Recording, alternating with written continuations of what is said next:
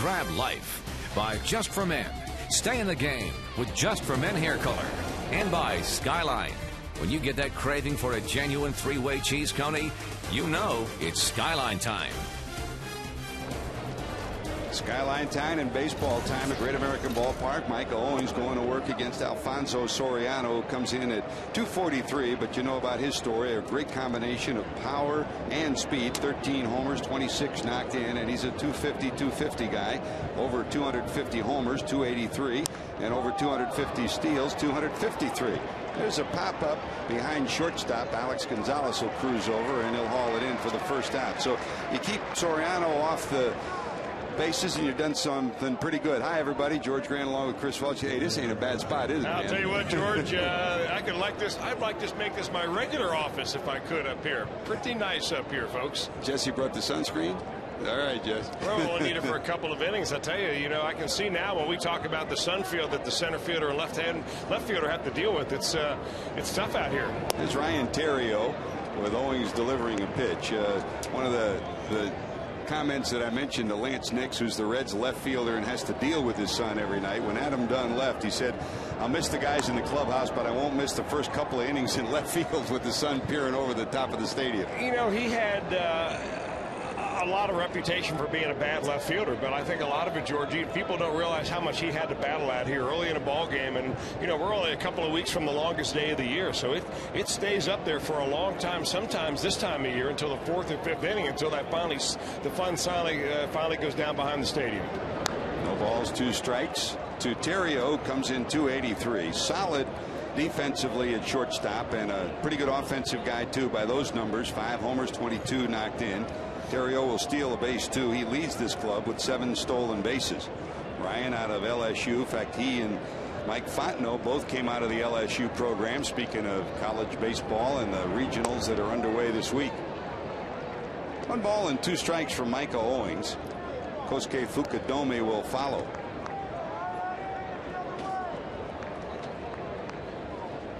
Micah knows what's at hand. Not only the heavy hitting lineup, but Zambrano at the other end of it. There's a bouncer down to third. Scooped by Harrison. Long throw. It'll get away from the first baseman Rosales, and safe down at first will be Ryan Theriot. Here's your U.S. Bank starting lineup for Lou Piniella and the Cubs. Cubs come in 26 and 25, 1 game over 500. Soriano leads it off. Theriot, then Fukudome was at a bounce back year. He's in at 308. Speaking of bounce back, Derek Lee's been great for the last month. The average once under 200 up to 262. Michael Hoffpower behind him. Fontenot. Coy Hill behind the plate. Andres Blanco. He'll play second and hit 8th. And Zambrano is a very good hitting pitcher. Career 17 home runs for Carlos. He hits in the number 9 position. That is your U.S. Bank starting lineup. That'll be scored a base hit. So Theriot is on. We told you about his stolen base capabilities. This is what Mike Owings' numbers look like, and this is what he's going to have to deal with Theriot on at first. Now, one thing that Mike Owings has done over the last couple of starts that has really helped against left-handers is he's used his changeup an awful lot. It's been his go-to pitch. And for a guy that is a right-hander that needs to figure out a way to get lefties out, that's been very good. It's been a very good thing for him. Mike into the stretch. That's bounced wide of first. Foul ball, and it's a ball and a strike. Fukudome got off to a great year last year. Then he really fizzled in the second half. So far this year, you see the 308 batting average, but that's only part of the story. His on-base percentage is up over 430. He takes a lot of walks. He's got a good idea around the strike zone, and he has walked actually more times than he has struck out. So a great contact hitter in that number 3 hole. Theriot short lead off first. Owings to the stretch. Runner not going. And that one just misses. Mike DeMuro is your home plate umpire for tonight. Dale Scott down at first. Jerry Meals at second. And Dale Beal is your third base umpire. What a night. And they're expecting over 30,000 for all 3 ball games. Over 100,000 for the weekend series. Swing and a miss.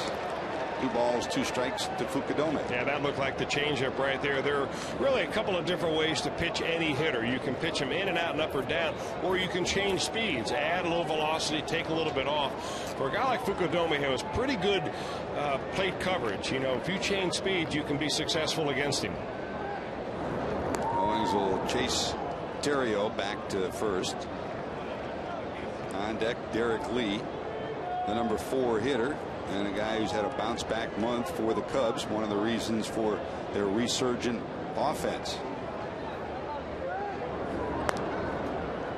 Got even at 2-2, so Dusty Baker, and behind the plate, Ramon Hernandez, very cognizant of the fact this Cubs team may put a runner in motion.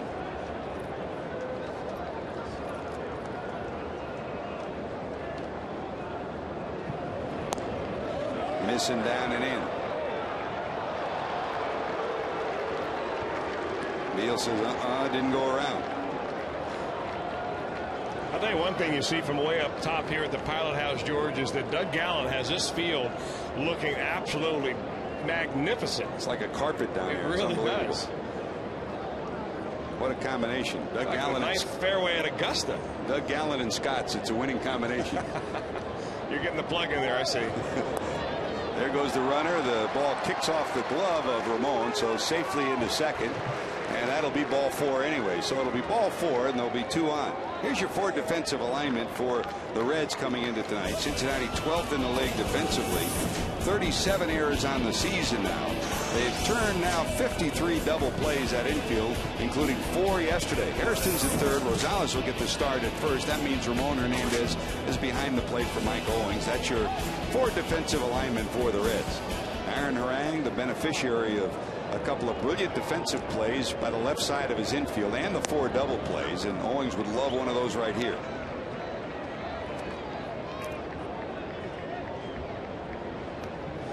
Well, he's facing really the hottest hitter in this lineup. You see, only with .262 batting average, but for Derek Lee, he's a guy that's actually been scalding the ball lately. .392 over the last 14 games. And it's always a matter of time when Derek Lee wakes up. When he gets hot, he's the kind of player, along with Aramis Ramirez, obviously out of the lineup, but this guy can carry a ball club. I mean, he is a terrific offensive player on a terrific offensive team. You mentioned Fukudome and his on-base percentage. Same story for Lee. Derek, 3rd in the league. We just left Albert Pujols, who's number 1 in the league, and Fukudome is right behind him. And you just knew sooner or later that Derek would click it in offensively. Up to 6 homers and 21 knocked in.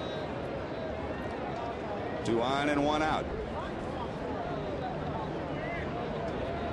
And they'll chase Terrio back to second. Well, despite the fact that Derek Lee's been so hot, you see what he is against the Reds.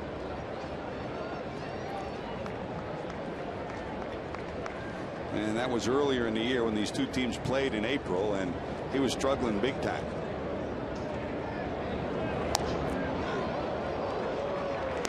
That's called a ball, and it's 2 balls and 2 strikes to Derek. Lee in his career against Owings is only 1 for 7. Yeah, this is really where you want to get a decision if you're Mike Owings. 2-2 count, 1 out. You know, if you go 3-2, chances are Lou Piniella is going to let the runners head out, and a long single scores 2 runs. So you want to throw a strike here. And he thought he had one. I'll tell you, Mike DeMuro's got a small zone. He didn't, even from out here you can see that. Well, I'm saying that 450 feet away. This is where all the best umpires always sit, right? That's the pitchers union way of calling it, right? Here's a full count, 3-2, runners going, and there's ball 4. Well, this may get a visit from Dick Pole. Michael Owings has walked 2 in a row after the infield hit, so the bases are now loaded. Pole motions to Ramon Hernandez to make the visit and give Owings a little bit of a pep talk. So the message will come from Ramon, and now the bases are loaded with 1 out, and here comes Hoffpower. You know, you walk a fine line as a starting pitcher like this. You're trying to figure out exactly what that umpire strike zone is. You don't want to give in to these hitters in a small ballpark with the wind blowing out a little bit like it is tonight. And he has not missed by very much. I mean, he's walked that fine line between trying to get a strike but not giving in. And that's a tough thing to do, especially early on when now you've got bases loaded. Terrio, Fukudome, and Lee lead off.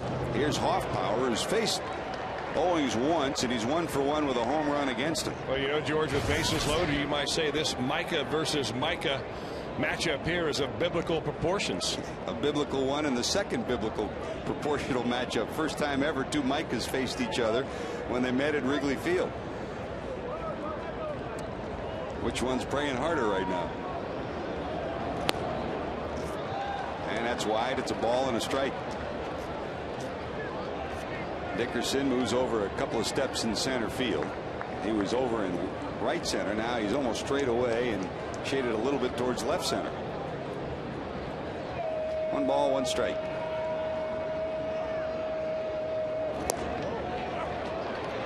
And he'll get that call. 1 ball, 2 strikes. 1 through 3 is earned run average over 6 for the season, and when he's settled down, it's been during the middle of the game. Against a Cubs lineup, there are 2 factors here, Chris. Number 1, you're facing the Cubs, and you're also facing Cubs fans. You'd love to keep them quiet for the first few innings. Well, yeah, George, that's only a matter of time before they start getting boisterous. We all know why. Swing and a miss. Good bounce back by Micah. That's strikeout number 1. Out number 2 in the inning. Here comes Fontenot. Now they changed speeds very nicely on him this time, and he just decided to throw a fastball up and got it right by Hoffpauir. Micah Owings has to remember that as tough as it is to see the ball in left field and center field here, and for us tonight where we're sitting, it's equally as difficult for a batter to see the ball this time of night. Coming off that glare in center field right there, boy, that batter's eye is supposed to give the batter a good background, but at this time of day, that glare comes off that glass. It's tough to see. Here's Fontenot in at 230, but he does have 5 homers and 23 knocked in, hitting in the 6th spot tonight. Very versatile player. Will play third, second. In an emergency will play short. Good pinch hitter as well. Owings trying to strand these bases full. Missing 1-1. You're right. He's not missing by much. No, he's not. And you still have to like the way he's going about. He's really attacking the strike zone. I mean, early in the count, he got ahead of Derek Lee, got ahead of Hoffpauir, and now he's even in the count here.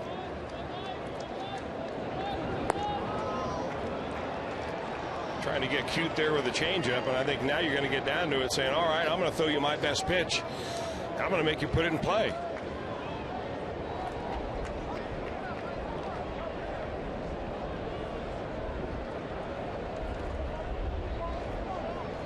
Owings peers in, bases full of Cubs here in the 1st.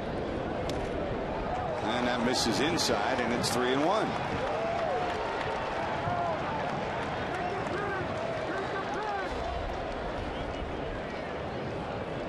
Dusty knows the importance of getting a lead, especially against this Cubs team. Remember, he managed the Cubs from San Francisco on to Chicago, then a stint at broadcasting, and now the manager of the Reds.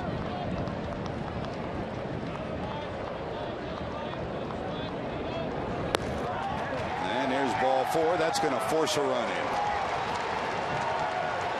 3 walks in the inning and an infield hit, and here comes Dick Pole to put his 2 cents into the equation. Dick Pole is probably going to tell Micah Owings that, hey, we know that strike zone is tight. We know that you're not getting a whole lot of marginal pitches so far, but you know what? You've got bases loaded. You got the bottom of this order up. Coy Hill's got some power. He's got a couple of home runs on the year, but you've got to go right after this guy right here. Get us out of this inning, get us in the dugout, and your team will score that run back. Dick does the talking. Ramon Hernandez does the tapping. Let's go get him. And for Owings, in 1st inning runs, 9 have been allowed. All 9 of those earned in 10 starts. And he'll face the 7th batter in the inning. It'll be Coy Hill, the catcher, the switch hitter. In fact, Hill, Blanco in the 8th spot, and Zambrano, all 3 of them are switch hitters at the bottom of the order. Base is still loaded. And that's wide for a ball. You've talked a lot about it, Christian. You talk of Micah Owings. I mean, very often pitching coaches will talk about get on top of the ball. Owings hardly ever gets on top of the ball, and that forces the ball sometimes to tail away. Yeah, and he never really has, George. I mean, it's not like he can make this adjustment at the major leagues and all of a sudden find new life. He, however, should begin to try to throw more and more pitches using a downward plane. But if you watch him, watch how he kind of throws the ball with his shoulder. Doesn't really get out and get great extension. That makes his changeup very, very deceptive, but sometimes takes away from his velocity. There's a changeup right there, and boy, the bottom dropped out of that. This is why it's so good against left-handers. He just gives you the salesmanship like it's a fastball coming, and the ball comes in there very slow. Plus, it has that added depth of sinking. 1 ball, 2 strikes to Hill. There it is. He locked him up. Yep, he walked 3. He gave up an infield hit. Could have been worse. He faces 7 in the first inning. The Cubs score 1. They lead it 1-0. We're back from the deck after this.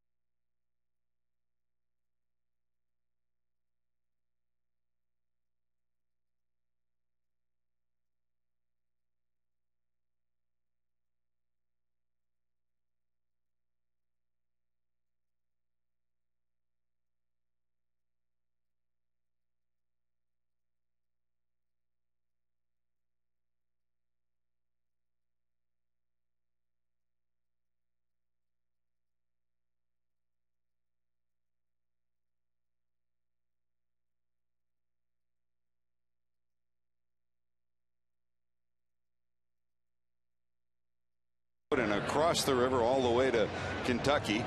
And what a picture perfect night for taking in the beauty of the Queen City and across the river as well. And big time night here in downtown Cincinnati with a Keith Urban concert too. So it is jam-packed. Great to have you with us. George Grant, Chris Welch, Jeff Pecoro, Jim Dale will be by with the Reds Live post game after the game. Let's take a look at Dusty Baker's starting lineup, sponsored by U.S. Bank. Jerry Hairston Jr. back in the leadoff spot. And back at third, Chris Dickerson bat second. Brandon Phillips on the road trip hit great. He's been hitting great for the last month. Knicks fresh off 3 homers in the last 2 games. Ramon Hernandez, Bruce Gonzalez, Rosales, and Owings, who can hit 2 in the 9th spot. That's your U.S. Bank starting lineup. And here's Big Z. Big Z, El Toro, Carlos Zambrano, whatever name he goes by. You know what he's going to bring up there is a lot of emotions, a good hard sinking fastball, and a breaking ball that can really neutralize right-handers. This year right-handers are batting about 270 off of him. And he's a guy, George, you really never know what he's going to take out there. He's had 5 years in his major league career in which he's pitched about 209 innings or more, so he is a workhorse. He's a 3-time All-Star. He is ranked as high as 5 in the Cy Young Award voting 3 times, and you see where he is at Great American Ballpark as far as career leaders and earned run average. And this is based upon a minimum of 70 innings pitched. Kent Merker in his stints as a reliever has hit the qualifying mark, and he's second on that all-time list. Hairston pops it back and out of play. You mentioned 200. He's usually good for 200 innings pitched a year, and he's shooting for a 100 number tonight, his 100th career victory. He's had 2 previous attempts at it. He's trying for it again. Here's Hairston in the leadoff spot with Taveras again, still nursing that pulled hamstring muscle. 1-2. You know, one of the things to watch for with Zambrano on the mound tonight is the fact that he loves to work really fast. And I mean, I've watched a couple of games this year in which he's pitched where he gets a ball and goes, and the umpire has to slow him down. I mean, the umpires are all for speeding up the game, but they want to give the hitter a chance to get into the batter's box and get comfortable. Zambrano sometimes gets the ball ready to go even before his catcher's ready. Looking for win number 100 tonight. hopefully it'll be a disappointment for him. Old-fashioned ball player. He can hit. He'll drop a bunt down, and he works fast. Pulls a string on him there. Out in front is Hairston. That's strikeout number 1 for Zambrano. Here comes Dickerson, and here comes your Ford defensive alignment for the Cubs. The Cubs come in defensively 10th in the league. They've made 5 fewer errors than the Reds at 32. Soriano, Fukudome, Hoffauer in the outfield. Fontenot's at third. Carrio's usual at short. The young Blanco, the 5th-year minor league acquisition, is at second. Of course, Derek Lee, Gold Glover, down at first base with Hill behind the plate. That is your Ford defensive alignment. There's Dickerson, is 2 for 6 in his career against Zambrano. In at 250, a couple of homers and 8 knocked in. Last night, the Reds got only 3 hits off Chris Carpenter. One of them was the home run by Nix. The other 2 were base hits by Dickerson. On the very next pitch, after Dickerson got a base hit, Brandon Phillips banged into double plays both times. So in all, Carpenter faced only 1 above the minimum. He was superb, Chris. I'll tell you what, George, I was able to watch that game on television last night, and typical Chris Carpenter game. Pounded the bottom of the strike zone, change speeds, had a good breaking ball, used his defense. He didn't have a lot of strikeouts last night. I think he only had 3. He was very democratic with the way he let all of his fielders field behind him. 15 ground balls. There's Dickerson, who's been on a streak of late. Last 19 games over 300 at 342. In fact, his 2 hits last night, he got to, after the double play ground ball, Brendan Ryan, who's the shortstop for the Cardinals and is a longtime friend of Dickerson, after the second time he said, how do you make it look so easy against Carpenter? And he said, basically, luck and I guessed. That's Chris Carpenter for you. There's a second straight out and a second straight strikeout. Well, you know, I think that Zambrano realizes how tough it is to see the ball right now. He's simply throwing the fastball right by. He threw a little slider or cutter against Jerry Hairston, and that time just a fastball challenged Dickerson and just threw it right by him. So 2 up, 2 down, and here comes Brandon Phillips. Phillips has more at bats than anybody else in this Reds lineup against Zambrano, so he's seen him a lot, but he hasn't hit him. He's in at 216, 8 for 37. And here we are again, strike 1. Well, Phillips has had a hard time in his career batting against the Chicago Cubs overall. Don't know what it is about certain teams, and you know, even though they change personnel, they bring in new pitchers, they do everything but change the color of their uniform, but sometimes they just, as a team, have your number. And that's the case for the Cubs and Brandon Phillips. And the sad part for the Reds is the one guy who's killed the Cubs is Joey Votto. He's got 10 career homers against Chicago, more than any other team. And Gerald Perry saying before the game, he said, I looked around, I wanted to make sure Votto wasn't in uniform. And that's the way Lou Piniella feels too. Votto has just killed the Cubs. In his brief career, he's been exceptional against them. And Larry Rothschild, the pitching coach, there's Lou, knew full well how much Votto meant to the Reds offense, and to come to town and he's not in the lineup, just like Ramos Ramirez not in the lineup for the Cubs, it changes the dynamic. Yeah, it does, but I think the loss of Joey Votto is much bigger and greater to the Reds than losing Ramos Ramirez to the Cubs, because they've got a huge payroll. They've got other guys that can fill in. You know, Joey Votto, he leaves a huge void.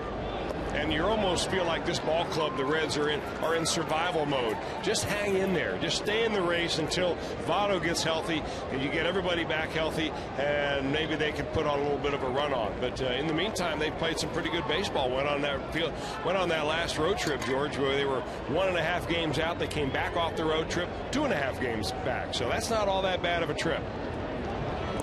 2-2. And with Votto and Volquez both out, I think that's the feeling that this coaching staff, the manager, and certainly everybody upstairs is figuring, if they can get through this period and still hang in there. And that was, I mean, yes, losing 3 straight in Milwaukee hurt, but to come back still 2.5 back, it could have been a disaster. It wasn't. Well, you know what? You win the first 2 out of 3 in St. Louis, and that says something, because that Cardinal team plays very well there in Busch Stadium. They're a good ball club. And, you know, you beat one of their better pitchers, or at least he had to take himself out of the game, and Kyle Loesch. Chris Carpenter's not giving up anything to anybody right now, so it almost took a shutout to win that ball game. 3-2, and how about that? 3 up, 3 down, 3 strikeouts for Zambrano. 1, 2, 3 go the Reds. Here we go to the top of 2. Blanco will lead it off.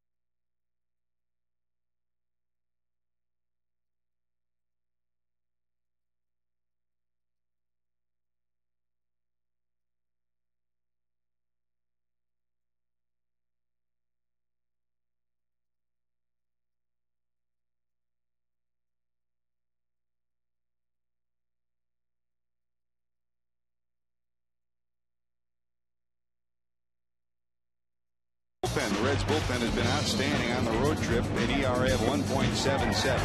And in the last month, that ERA has been 2.33. Combine that with a starting staff that's gone over 6 innings a start, and the Reds bullpen has been able to show exactly what they could do. Coco Cordero, 28 consecutive saves going back to last year. There's a fly ball to right. Bruce is under it. He'll haul it in. And the number 8 hitter, Andres Blanco's retired for the first out. You know, one thing you realize when you're sitting up here in the pilot house area, George, is the fact that there's always a breeze blowing. We talk about the prevailing breeze at Great American Ballpark coming down the river from the west, which essentially means you're going from right field towards left field. The flags sometimes show that, but it doesn't always, you don't always feel how strong it is. And there have been some times up here, really on a windless night, we felt some pretty good breeze going on. And I think that will affect the outfield play a lot. I think Jay Bruce was a little fooled on that last one. You can see Bruce started slowly over to the corner, and then by the time the wind took it, he had to hustle a little bit down to the warning track and into the right field corner. Well, here's Zambrano. You can't forget about him. 261 on the year, a homer and 2 knocked in, and for his career, 17 home runs. Dribbles that in front of the plate, then it rolls foul. No balls, 2 strikes. He won't get cheated. You throw him something straight, he's going to hop all over it. Very much the story with the Red starter for tonight, Mike Owings, probably the 2 best hitting pitchers in the league right now. Well, Zambrano's a switch hitter. When he goes up there left-handed, you see that he's got a brace on his left arm right there, and that's a smart thing to do because that's his pitching arm, susceptible to a ball that comes inside, even just off the plate, and nicks your elbow, and you're gone for the season. Swing and a miss. That's a strikeout. Zambrano retired, and that strikeout number 3 for Owings. Well, he's got some serious movement on that 2-seamer right now. Michael Owings does. That ball started like a strike, and by the time it got to home plate, about 3 or 4 inches out of the zone. You talk about the offensive side of the game for pitchers. Yep, Zambrano's a danger. He can hit a homer, but also he pulled his hamstring trying to beat out a bunt. And you know about Chris Carpenter pulling his side muscle swinging a bat. So it's poison at times, it's power at times. Kyle Loesch placed on the disabled list this afternoon. He injured his forearm by in a bunting attempt. Always better to use the bat than your arm. Here's Soriano. Let him know that next time I see him. Soriano pops it up. Here comes Nix. He'll haul it in. And that'll do it. 1, 2, 3. That's a settle down inning for Mike Owings. Reds go back to work. Nix, Hernandez, Bruce due up.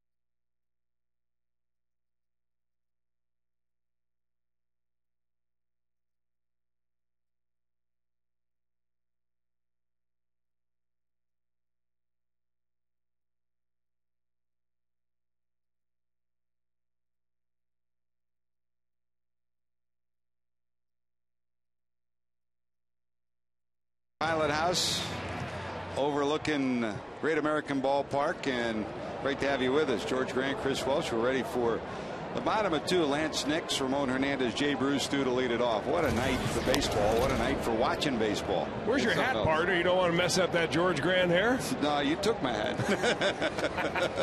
This is one of those old. Yeah, we had only one Fox Sports Ohio leased hat. So well, this is an old FSN hat, but before they changed the logo. So I guess it's still okay to wear. One of my favorite hats. It looks good. It looks good.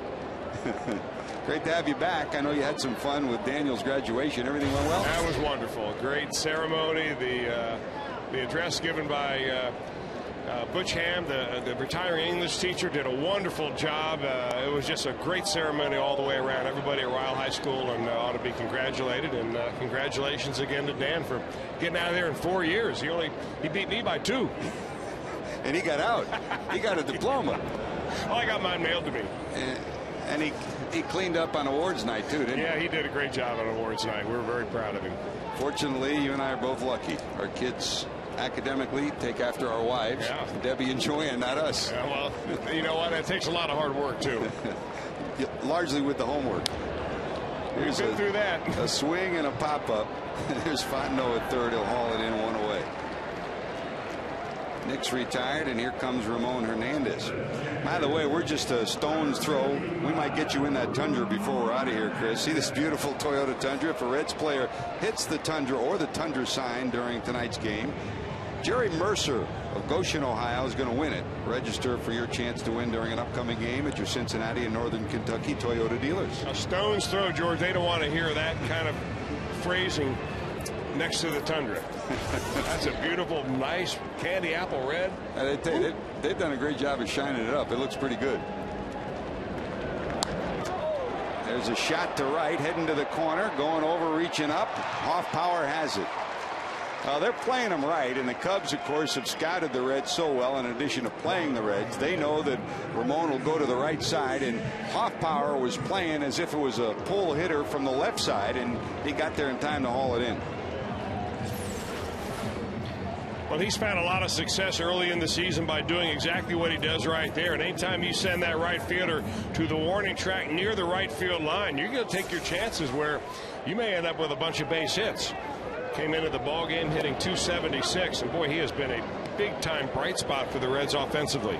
There's Jay Bruce trying to shake the doldrums of a road trip that was tough and a month-long stretch that's been tough, trying to check it and fouling it off. Bruce 2 for 9 and a homer against Zambrano.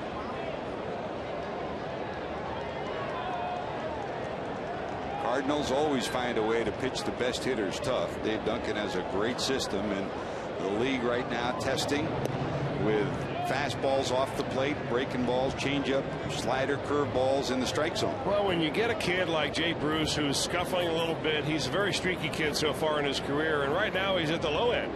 So he's a little anxious. He's swinging at pitches that he really can't do a whole lot with. He's guessing at the plate. He's coming up there early in the count, sometimes worrying about a strikeout. But when he gets hot, you're going to forget all about that. It's just part of the growing pains. And that's a pitch right there. If he can lay off that pitch, and that's not necessarily that little splitter or changeup from Zambrano, but a low breaking ball in the dirt. We've seen him chase this pitch so many times that, you know, it looks good. You're trying to defend the strike zone, and you swing at that bad one. That's good pitch recognition by Bruce. Full count, 3-2. Hangs in there, fouling it off to the third base side. The lone home run for Jay Bruce against Zambrano came last year. It was a rocket shot in Chicago into a sea of blue in right field. Low breaking ball.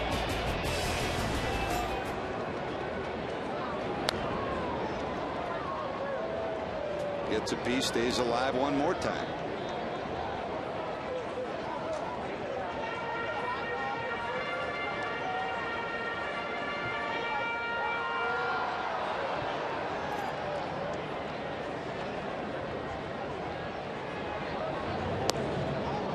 Missing, he'll take a walk.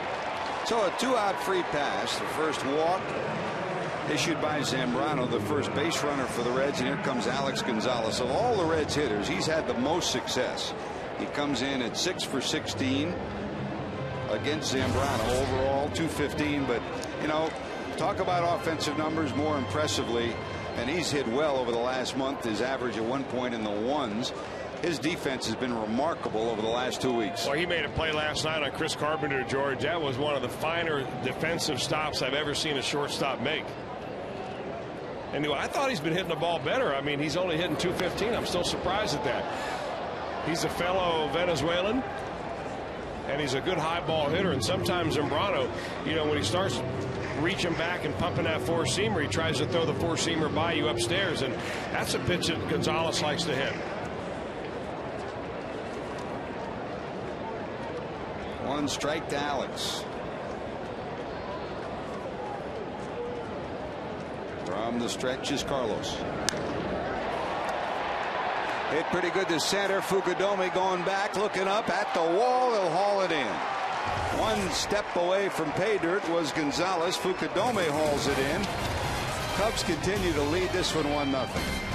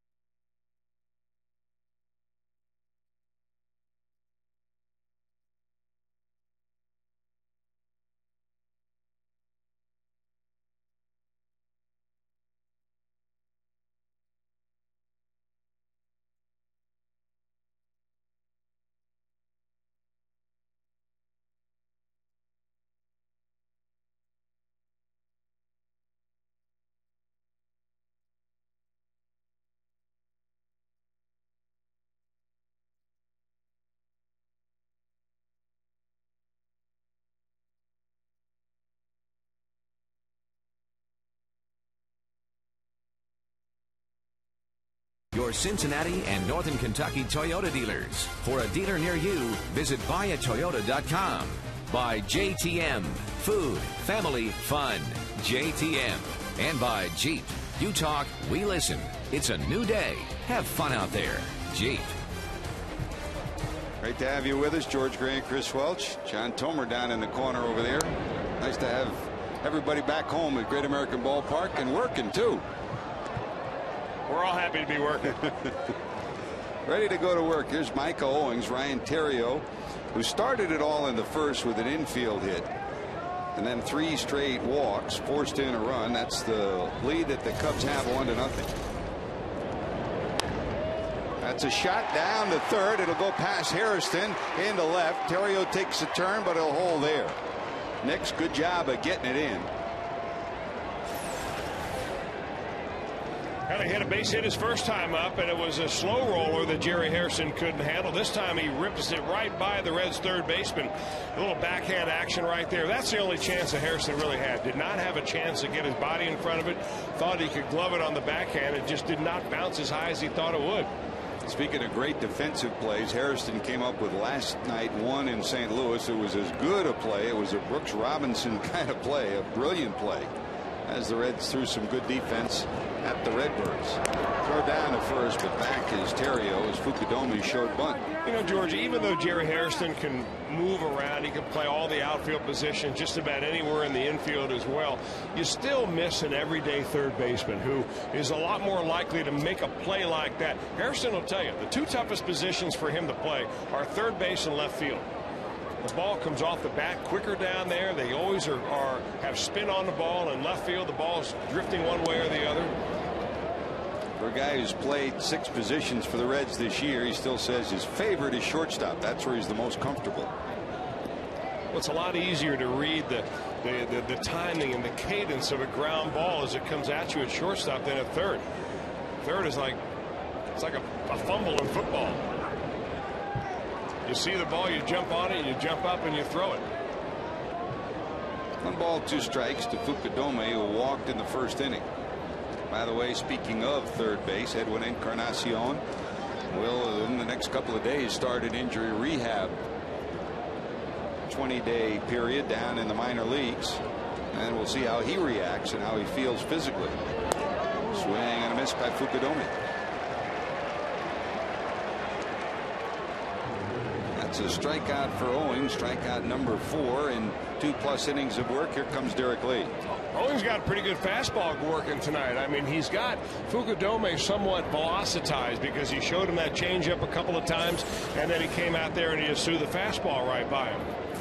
That's a little sneaky heat. So Fukudome retired. He's 0 for 1. Here's Lee, who walked on a 3-2 pitch in the first.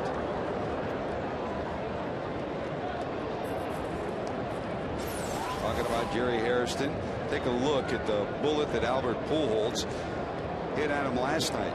He said, I thought I was going to catch it and I'd be pinned against the wall. I mean, he hit that a ton. That was a great catch just to get a glove on it, and the ground ball he caught was brilliant. Well, last night's ball game, what a game of heavyweights. I mean, you talk about the best players and the most well-paid players on all teams. You know, you got Carpenter and Harang, 2 of the aces, and then the best player on the field, Albert Pujols, really made the difference in the game. So, you know, 2 complete games and a home run to win it. That's the heavyweight factor. Outstanding pitching by Harang and by Carpenter. And Carpenter, when healthy, has been one of the best in the game, and he's healthy right now. Strike 1 to Lee. There goes the runner. Here comes the throw, and he's going to be in there. Terrio picks up his 8th stolen base of the season. Well, Soriano has 5. Terrio now has 8. And Fukudome has 4. That really is the extent of the Cubs running. He got a big jump right there, guessed the right pitch to go on, and even though the throw was on the money, not there in time.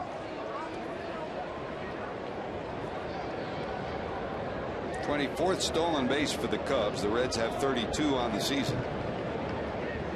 From the stretch, Owings.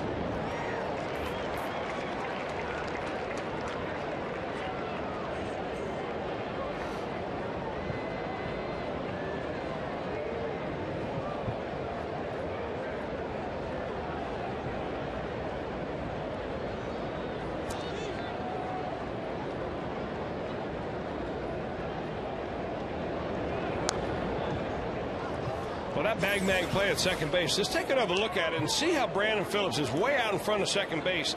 If you're on the other side of the bag or allow that ball to get a little deeper, you wonder if maybe it would have been even closer than it was. It was already pretty close there. But he had to go all the way around his left leg by the time he applied the tag. I'm not saying that it would have been a different call had he received that ball differently, but he really set up to the point where he didn't clear his left leg with the glove. The ball is faster than the hands. Yep.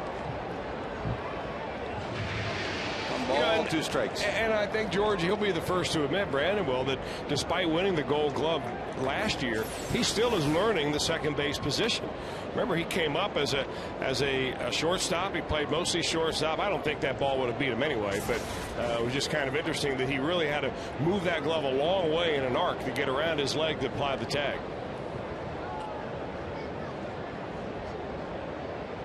Owings to the stretch. Here's the 1-2.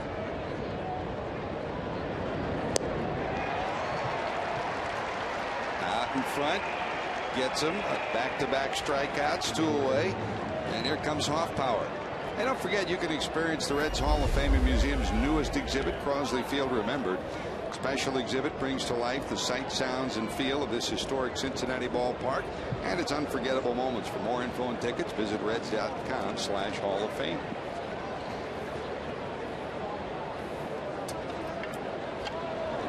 Stage 2 of the sunlight now the factor.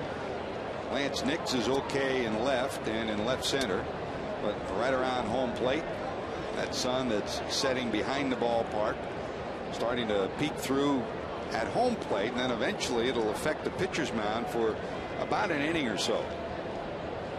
We still, as you can see up on the pilot house, we've still got another probably inning and a half, 2 innings of bright sunshine. Here's the ball 1.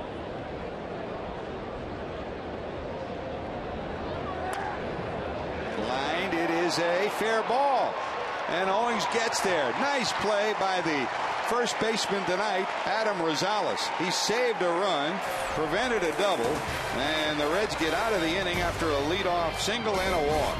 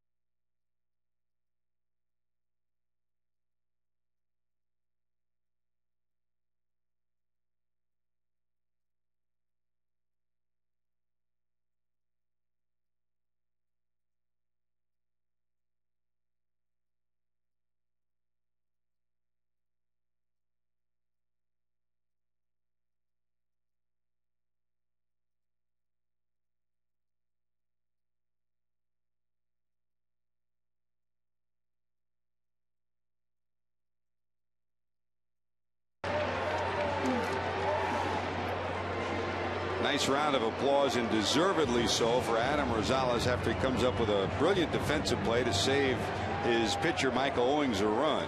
And Owings did a good job of getting over to cover. Rosales to lead it off. Owings will follow, then the top of the order, Hairston.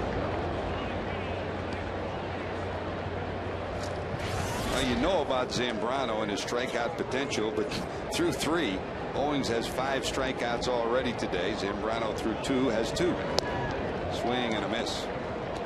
The reality of Great American Ballpark early, with the background reflecting the sun, is it is tough to see the baseball. Not as tough as Milwaukee in a day game, but it can be tough. He doesn't see that at all. That's a swing and a miss. Strikeout number 4 for Zambrano. I'm not sure, Chris, but we've been trying to figure it out. That sure does look like Neil Armstrong next to Bob Castellini, the Reds president and CEO. We'll have to check and see if it is him, but if it is, there's royalty in the house, huh? It certainly is, George. The first man on the moon visits Great American Ballpark. You know, he's a resident of Cincinnati, and from time to time you'll see him at a dinner. He doesn't really get out in the public very much, but we're happy to welcome him to Great American Ballpark this evening. We thought we were high. He was a little higher. What a gentleman. What a nice man. You're not kidding about that. You know, Ohio can be proud. Neil Armstrong, John Glenn.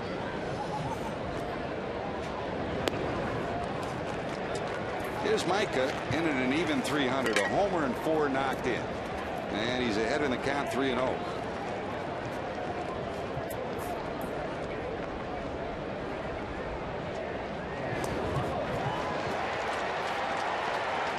That's a second walk allowed by the hard-throwing right-hander. So there's 1 out and 1 on.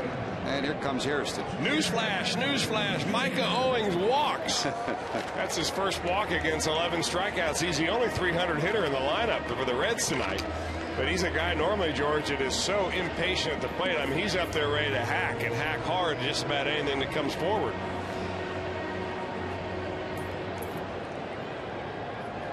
Here's Hairston, who struck out in the first. Zambrano struck out the side. Hairston, Dickerson, and Phillips.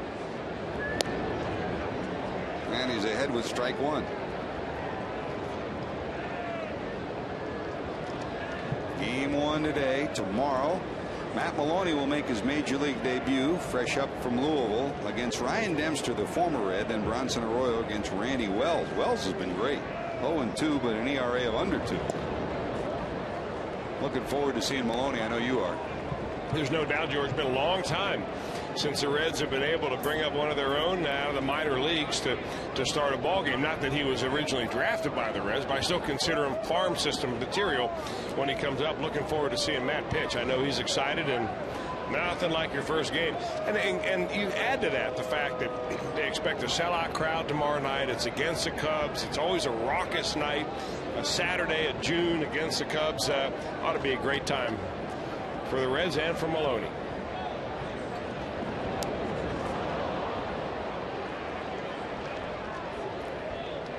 Fouled off 1-2. Matt Maloney has been really one of the keys to Rick Sweet's team down in Louisville as they bounce back.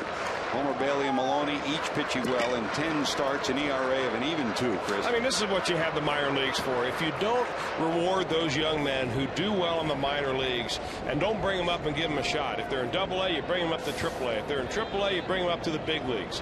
You make your minor leagues something to aspire to as a player, because that way it invigorates everybody down there to say, you know what, I've got a chance. If I go out and I play hard tonight and I do the same tomorrow night and I put good numbers up and I do what my manager says, I've got a chance of playing the big leagues. And that's why there are several hundred players down in minor league spring training all vying, you know, for a spot on a roster somewhere.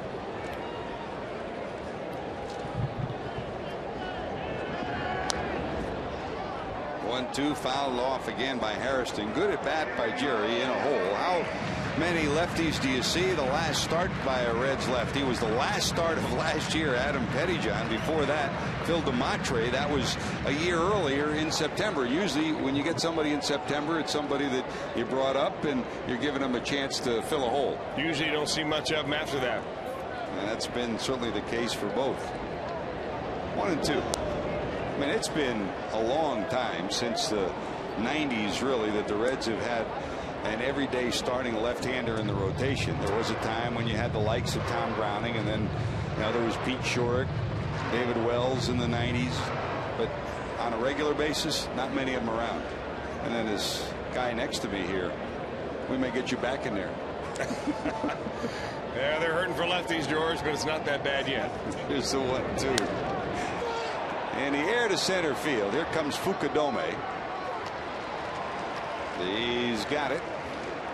Hairston retired. That's your second out of the inning. Retreating to first is Owings. And don't forget the Best Sports Show period, the greatest nightly sports show on TV with Chris Rose and Carissa Thompson, comes your way weeknights.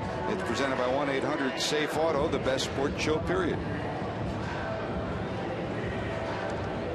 So Harrison battles tough before flying out, and here's Dickerson, who struck out first time up.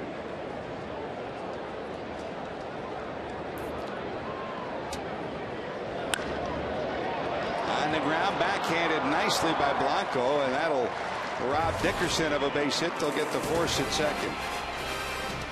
So through 3, 1-0. A walked-in run for the Cubs.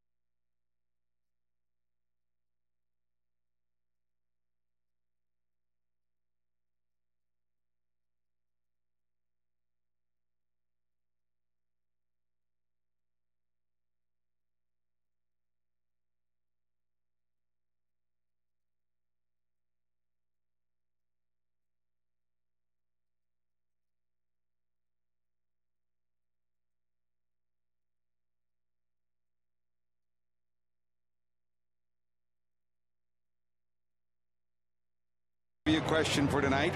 On June the 5th, 1966, what Red shortstop hit a 4-home run in a doubleheader against the Cubs? At June 5th, 1966, which Red shortstop hit 4 round trippers in a doubleheader against the Chicago Cubs? Answer on an Aflac trivia question coming up. Is he in the house tonight? That's the question. Yes. Is he in the house tonight? Mike Owings ready to go to work. We're ready to play some baseball here. Owings trying to keep the Reds right where it is in a game that's 1-0 and a walked-in run. He did a good job in the first inning, and it's, you think, what's he talking about? He walked 3 batters, he walked a run in the first inning, but sometimes, that first inning is a tough inning for starting pitcher to go out. And you get bases loaded, and you've got the middle of the lineup up there. He struck out the number 5 hitter, Hoffpower, and was able to get out of there with 1 run. That's a good job. Here's Fontenot to lead it off. It'll be followed by Coy, Hill, and Andres Blanco.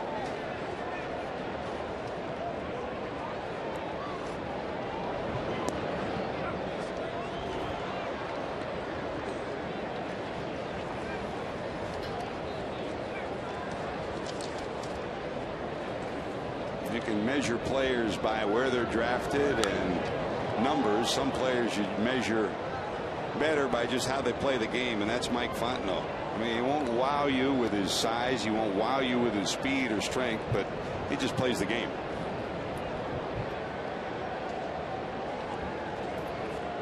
Fontenot walked to force in a run in the first inning.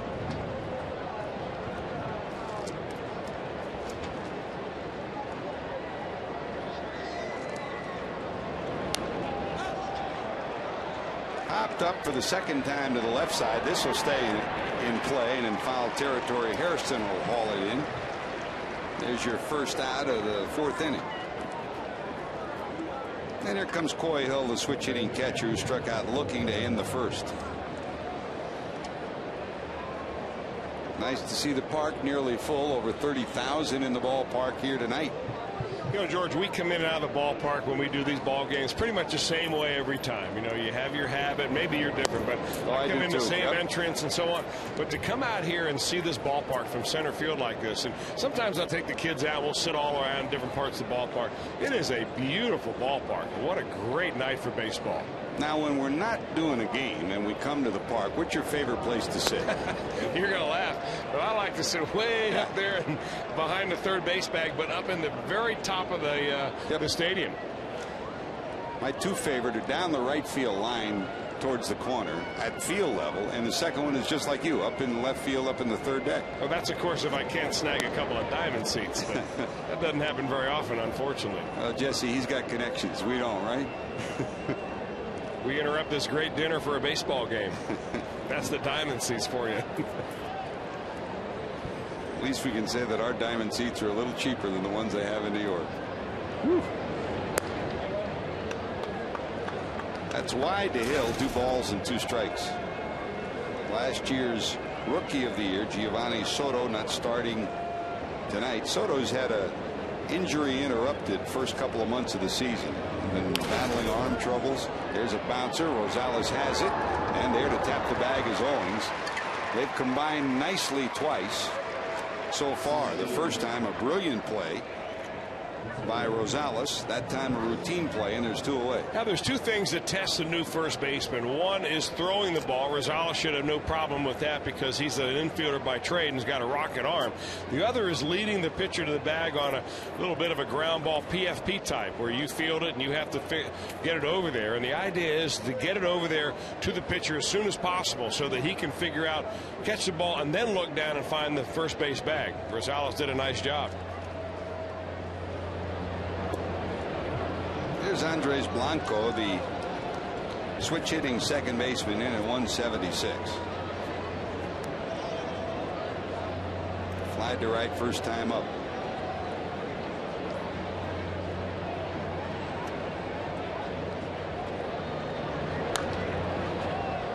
Every team in the Central's had to battle injuries. Reds fans are familiar with the players that Dusty Baker's had to play without. We just left St. Louis where it's a similar story, and The Cubs have likewise had to play without Zambrano for a while. Lee, who had the neck problem for a while, and of course now Ramirez. But Chris, guys like this are becoming critical to surviving. You minor league free agents that you scour the minor leagues for, and you sign them in the offseason. And the Reds have gotten some minor league, a guy like Johnny Gomes who you pick up in the offseason. Exactly right, George. It's interesting that you bring that up now, because we're just a few days away from the amateur draft. Of course, where scouting is so important when you evaluate amateur talent. But, you know, it's even maybe more important when you go out there and you evaluate all the players on the other teams.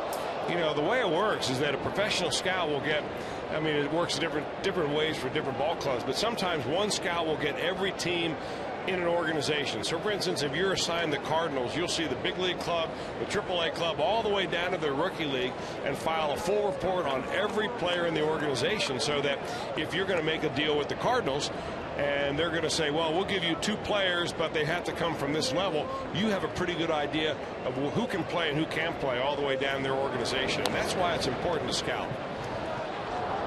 Dribbler fouled on the third baseline for the Reds, and just about every other team too. Everybody's huddling this week. Chris Buckley, the Reds senior director of scouting, huddling everybody in preparation for next Tuesday's draft. And this weekend we'll delve into the potentials for the Reds in terms of drafting, and also during the course of the weekend we hope to talk to Chris and get an assessment of the draft. And you know, it's kind of like playing a poker game too. I mean, nobody's going to tell you who they're going to draft. No, but you know, the landscape has changed significantly over the last few years, because now there's a video available of just about every player out there, amateur player out there. You know, even if it's a home video, you've got it so that if this cross-checker can't see a certain player, I'm not talking about a first-round pick, but I'm talking about a guy you may take in the 15th or the 25th round or even beyond. Now everybody gets a chance to sit in a room and watch that video and say, you know, if it's a pitcher, I like his arm action, or I don't like the way he lowers his arm, or whatever it is. Or so it's a lot easier now to get a consensus than it used to be, where the scouting director had to really count on, you know, his eyeballs of his scouts and his cross-checkers and his regional scouts all around the country and the world. 2 balls, 2 strikes. Rosales, tricky hop, and the 2 will combine again. 3rd time in 2 innings that Rosales and Owings have combined. Twice in a row they end the inning. Reds need a run. They trail it 1-0. Rosie's been fine down at first.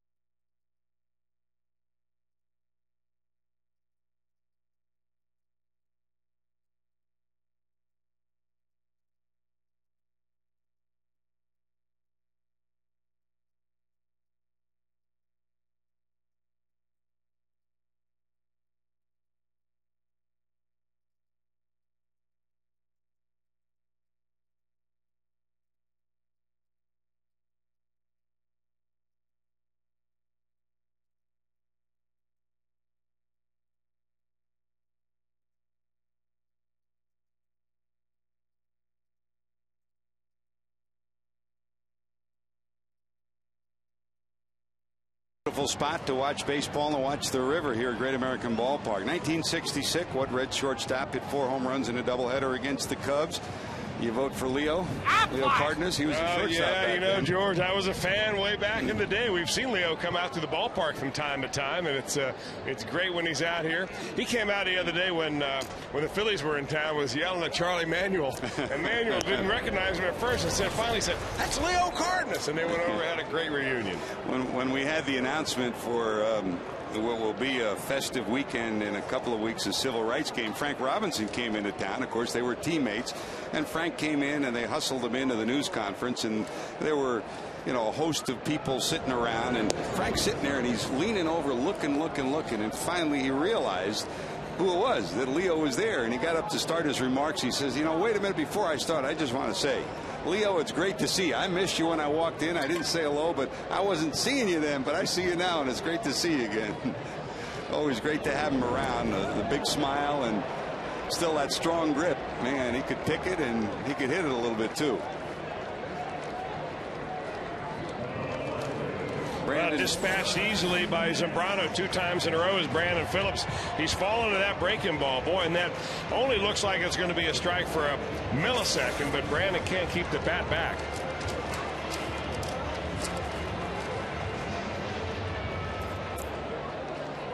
Yeah, Chris, while we're talking about the draft coming up, and Will McMahon was nice enough to forward to us some of the tryout camps that are scheduled for the Reds around Reds country in Ohio, Kentucky, and Illinois coming up on June the 10th at Dublin Kaufman High School in Dublin, Ohio. The Reds are going to have a tryout camp.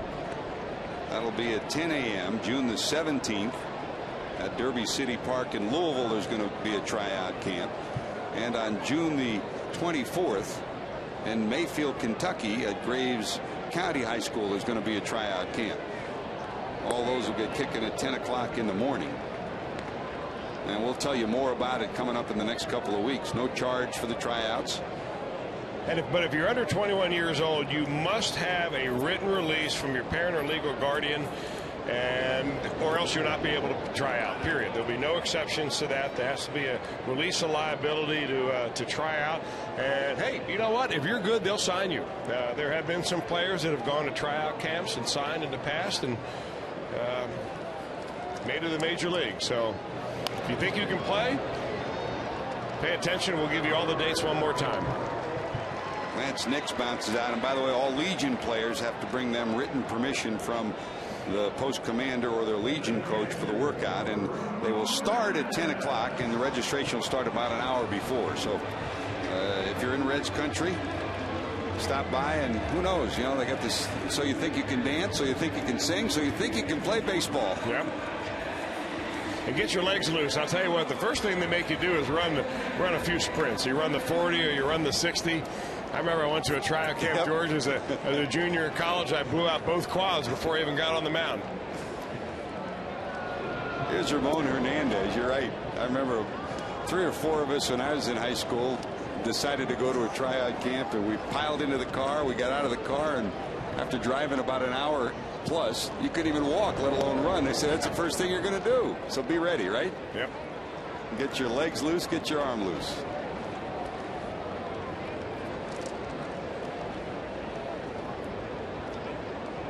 Two and 0.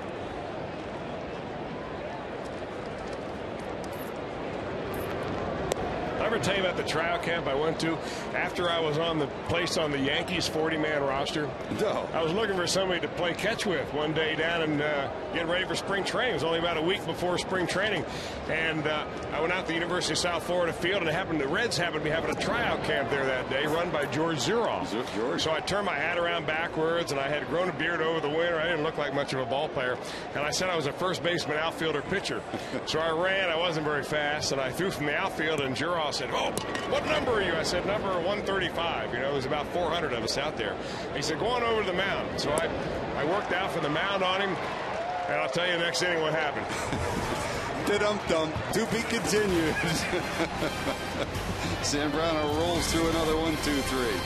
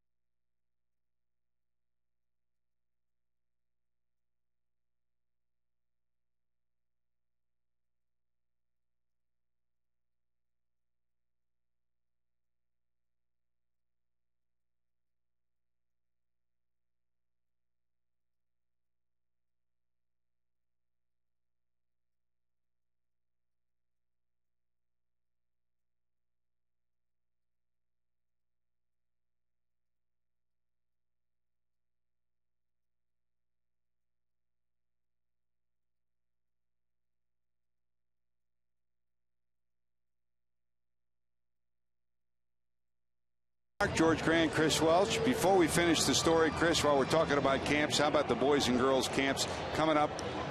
Well, these are the Reds youth summer baseball camps, George, for ages 5 to 12. They're 3-hour, 3-day camps. You go between 9 and 12. From 9 in the morning to 12, there are going to be 4 camps in the Cincinnati area. In Anderson, Blue Ash, Loveland, and in northern Kentucky. There'll also be one in Lexington. And we're hoping that we get lots of kids out there. You'll get a goodie bag with Reds tickets in it. You'll get a hat. You'll get T-shirts.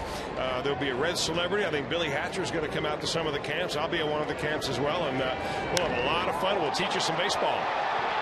This one hit pretty good to center field. Back is Dickerson looking up. That's going to be one row into the seats and gone. Well, we talked about it coming in. He is no slouch with the bat, and he shows you why. Zambrano, his second homer of this season. And the Cubs lead it 2-0. And it's always the first fastball that a pitcher sees is the best chance of hitting. And you see where Micah Owings missed the mark. And, you know, Owings can't feel all that bad about that. I mean, it's giving up a home run to Carlos Zambrano is no really different than giving up to a position player. He swings the bat like Micah Owings does. And unfortunate that he found the center of the plate with that offering. And Zambrano was all over it right out the front door. He throws a heavy fastball, and he swings a heavy bat. Second homer of the year, and it's 2-0 Cubs. And maybe go to school a little bit. You saw what Zambrano did to Owings. He gave him breaking balls, and he stayed away. Well, exactly, and they tried to stay away that time. You saw where Hernandez was set up, and sometimes you just make a mistake. So Zambrano homers, and it's 2-0. Here's Soriano. That's a shot gloved by Gonzalez, and he throws him out. It looked like it was almost knuckling towards the shortstop. Gonzalez handles it, and Soriano's 0 for 3. Well, to finish up the tryout camp story, George Zero at that time was the top scout for the Reds, or one of the top scouts. And Dave Miley actually was playing for the Tampa Tarpons, an A-ball team, and he recognized me as a former South Florida player. So anyway, the bottom line is I pitched on the side, and here I am going to Yankee big league spring training in a week, and George Zero told me, "Sorry, kid, don't call us. We'll call you." And I said, "Are you sure I can't even pay for the Tampa Tarpons? I mean, I already completed 2 years in AAA."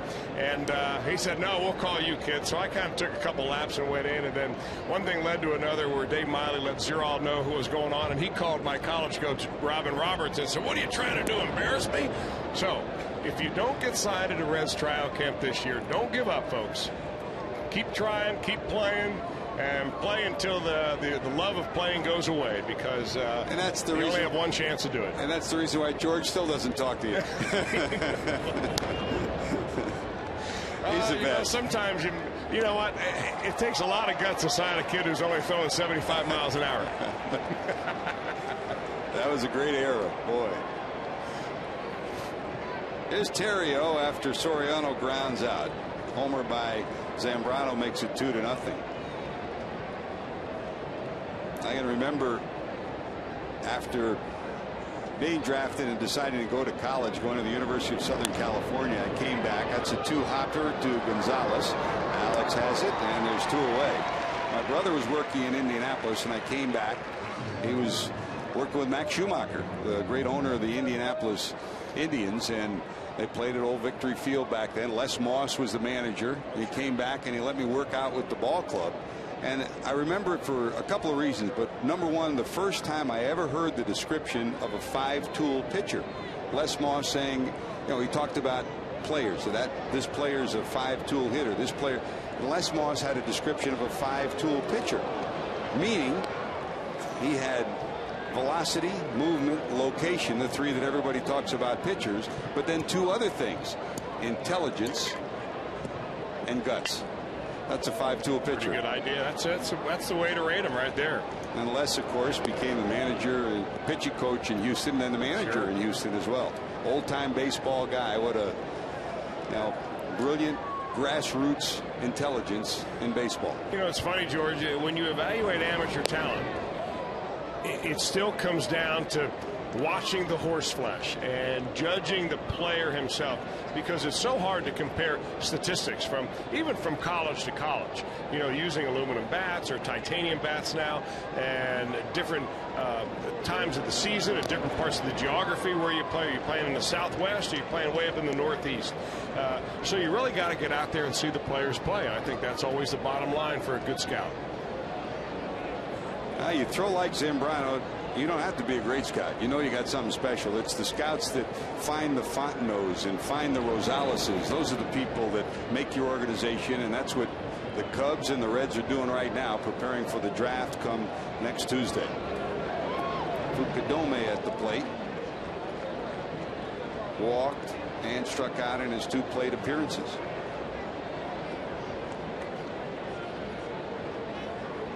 And the other part of it is draft the best athlete. I mean, we live in an era where you talk about signability and cost, but the teams and the organizations that survive and prosper are the ones that draft the best athlete. Again, I remember when I went to the University of Southern California, showing up, and Rod Dedeaux said, go to your position after he talked to all of us. There's a bouncer, a line drive to Gonzalez. Gonzalez homers. 2-0 Cubs.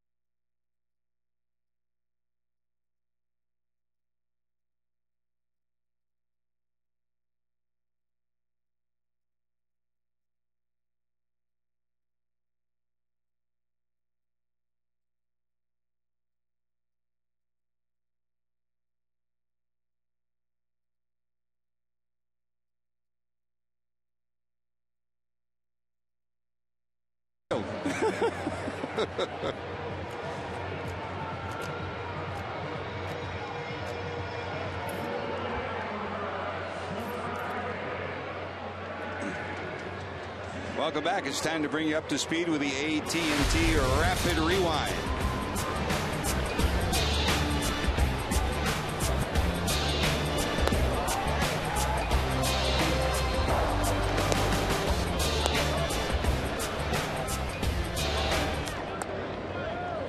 Strikeouts, a little defense, and some cotton candy. Our AT&T Rapid Rewind.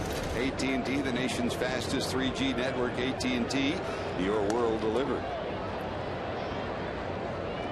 Well, I wondered how long it would take, and here we are, bottom of inning number 6. And speaking of your world delivered, you got pizza delivered. Good job, George. The more I eat in this ballpark, the more I like this ballpark. They've got some great food around here. Nothing wrong with mixing a little pizza and some other items with some baseball. By the way, speaking of baseball, high school baseball, Moeller a winner tonight, 6-0 over St. Ignatius. They'll play tomorrow. I saw Ron Roth in the, of course, he's the official scorer now. I saw him in the official scorer's booth before the ball game began, wearing that Moeller blue shirt, and congratulations to the Crusaders. A little bit disconcerting on a day when the Cubs are in the ballpark. The color doesn't mesh with the red. Yeah, you know what? He picked a bad day to wear blue. By the way, Ron and Mike Cameron want to send their best wishes to Bubba Hochter, the junior over at Moeller, who's recovering from surgery, and they send their best wishes. Good luck, get well, and see you back soon. Good luck, Bubba. 2 balls, 2 strikes to Bruce. Jay today walked and up for the second time.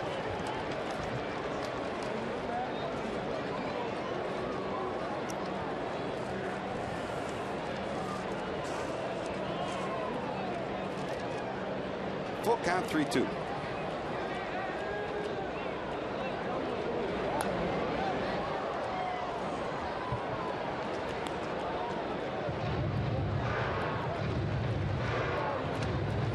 Lights on now. The sun has peeked down behind the ballpark here in the Queen City, and everyone's settling into a pretty good ball game.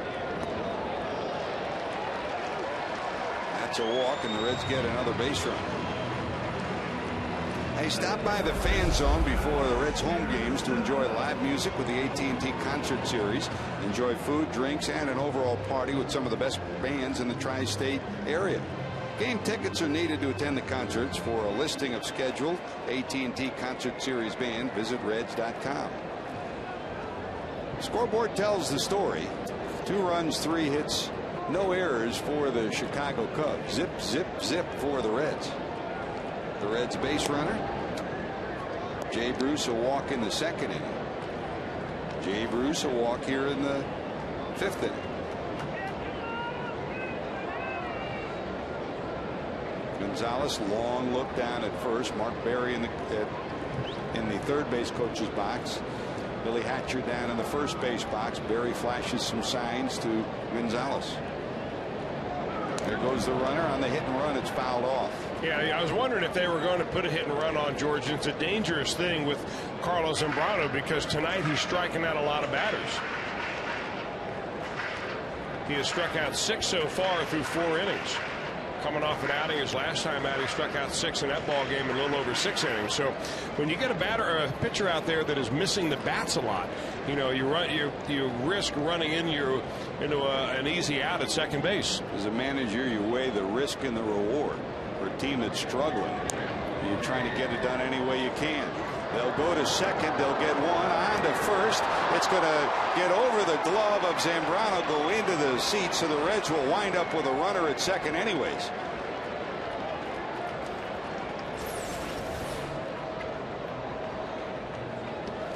Looked like it was awfully slow hit for a double play ball, but you want to get the lead runner if you possibly can. And just a throw by Terrio just goes high. That is error number 5 on Terrio. So it's 3-6 on the putout and an error on the shortstop Terrio. So the Reds have a runner in scoring position. And here's Rosales, who struck out.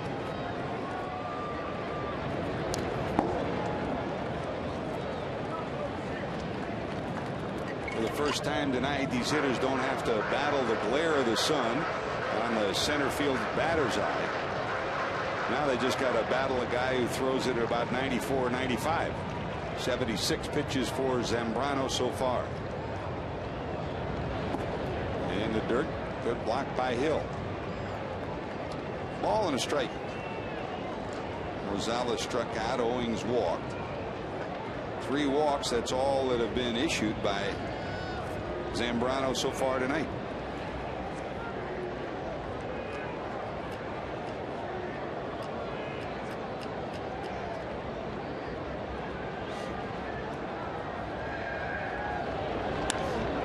That's hit hard. There's the first hit for the Reds. Here's Gonzalez rounding third. He'll stop right there. The ball was hit so hard by Rosales that Gonzalez never had a chance to score, and one hop to Soriano, who got it in quickly. Well, Adam Rosales has to be happy that he's only had one of those at bats when you really have all that bright sunlight. He picks on a high breaking ball right there from Zambrano and lines it on a one hop to Soriano. Now Soriano's now with a terrific arm, but that ball's hit so sharply, all he has to do is hit the cutoff man. And right away, Mark Berry, the third base coach, says, we're going to hold him right there and have runners on the corners. And it's a little bit of a different scenario with Owings, pitcher, batting in the 9th position than a normal pitcher. So here's Owings, first and third. Big swing. Finally got a fastball to swing out in the strike zone at 93. He misses it for strike 1.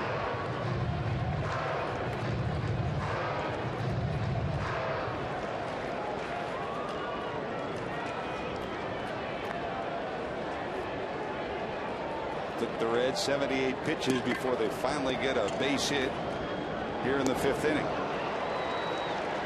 0-2.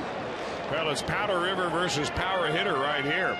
Zambrano's not fooling around with them at all. If you watch Micah Owings in his front leg, I mean, he clears his hips and he is just separating and trying to yank this ball out of the yard.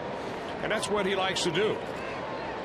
Left leg steps a little bit down towards the third base line, trying to throw that bat head. Over anxious, and Zambrano makes him pay. A strikeout for Zambrano. That's his 7th of the night. I'm not sure what this pitch is. Really didn't break a lot like a slider would, but he takes a lot off that pitch. I think it was just a roller of a slider up there. You can see it kind of come out of his hand. He turns his hand like he put some spin on it, but it really doesn't break much. That's one of those sliders that if you stay right on, you can make some decent contact with. Sometimes it's not the pitch selection but location, and for Zambrano that was in the perfect location. So Owings is disposed of. Second out of the inning, and here's Hairston, who's the Reds' hope, with 2 on and 2 out. Hairston struck out, flied out to center. That's another one that kind of rolled up there, huh? I'm sorry, I didn't mean to talk while you're eating your pizza. Well, you can go ahead and talk it. I'm the one that's having a problem. If I knew you were going to eat the pizza, I wouldn't. Leave me out of it, will you? Usually you give me an indication. There's a fly ball into the seats down the right field line. But I feel like we're guests up here, you know, of Cincinnati Bell Technology Solutions and John Burns up here in the pilot house. And you know, if you go to a party, George, and if you don't sample the food, you're disrespecting the host. I would hate to do that to John Burns. You have always been respectful, and I'm glad you're very respectful tonight. No balls, 2 strikes. Right field in the air, going back. Hoffpower's got it. A stumbling catch by Micah Hoffpower at the warning track. That would have plated 2. Hoffpower, known for his bat, uses his glove to keep this one a shutout for Zambrano. Another look at Hoffpower's catch and tumble on the warning track.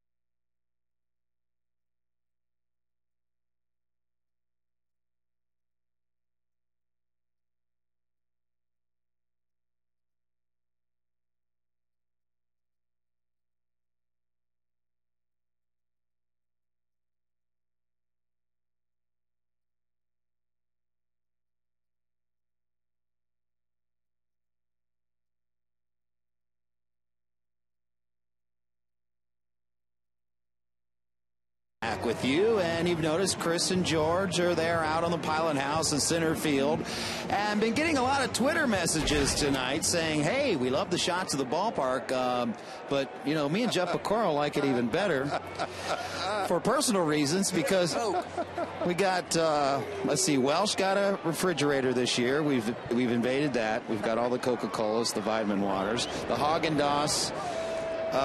We got a lot of room with you guys not here. I would say stay out there the rest of the season. What do you think?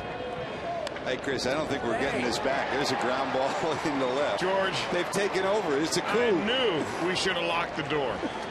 Well, what are you going to do? It's I know Jesse. Jesse keeps that ice cream bin. I mean, you can't get in it. You got to have like a federal written document to get in it.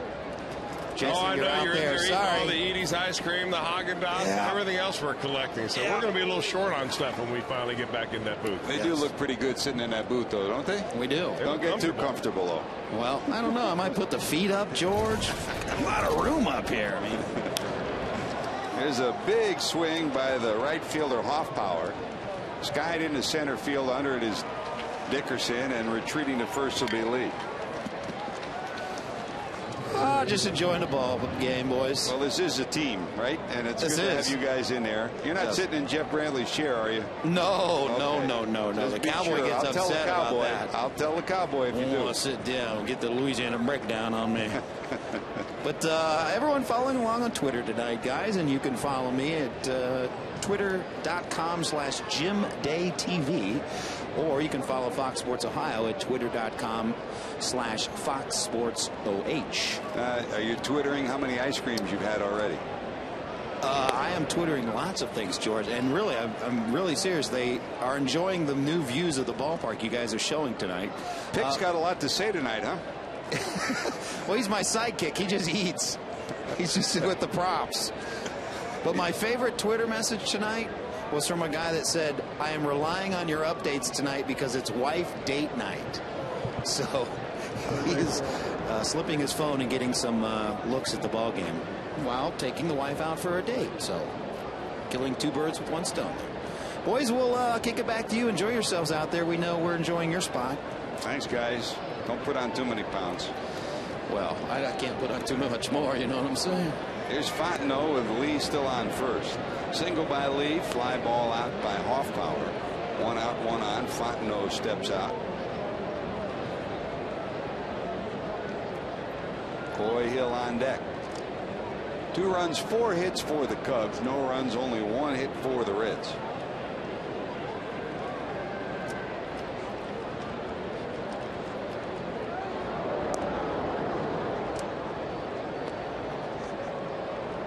For Michael Owings, now 89 pitches on the evening. That means Jared Burton's up and starting to loosen for Cincinnati.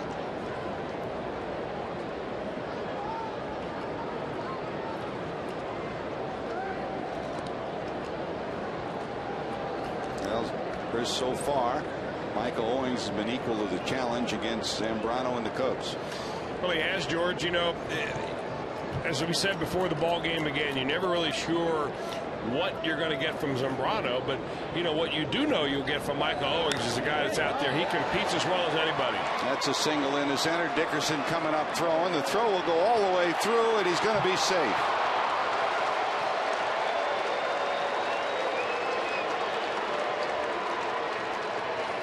What a throw by Chris Dickerson. He made that a whole lot closer than anybody thought they would, because running on the pitch is Lee. Lee's not all that fast, but he's got a head start right there, and he's going to continue all the way to third. Dickerson, a very strong throw right here, and nearly nails him at third base. Safe at third is Lee. After the base hit, Fontenot rounded first and was heading to second and slammed on the brake, so it's first and third. And 1 out in the inning. So the double play still in order. And they try to get a ground ball off the bat of Hill. Hill struck out looking and bounced to first. And there's another guy, a 5th-year minor league free agent who's plugging a hole for the Cubs right now on the bench as the backup catcher. Well, they're giving Giovanni Soto some time off because, quite frankly, the guy's not playing at all very well. His power is gone. He doesn't seem to be catching as well as he did last year when he was Rookie of the Year. They were very concerned about him. They decided to give him 4 or 5 days off to just kind of clear his head out. In the meantime, a very capable Coy Hill has stepped right in. The more I see this guy play, the more I like him. I'd always liked him as a receiver. 1 ball, 1 strike. Gonzalez, Phillips, double play depth for the Reds in the middle of the infield. And that's what that pitch was designed for, to roll one up. It's still a little low, and it's 2-1.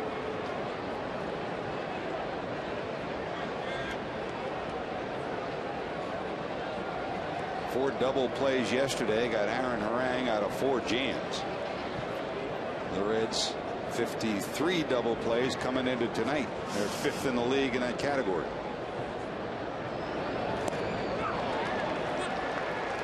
Takes a little off. Out in front is Hill, and it's 2-2. And that's one reason why Michael Owings is much better now at this juncture of the season than he was coming out of spring training, because he was barely using his changeup early in the year. That has been a big-time go-to pitch for him against left-handers in the last 2 or 3 starts. 2-2.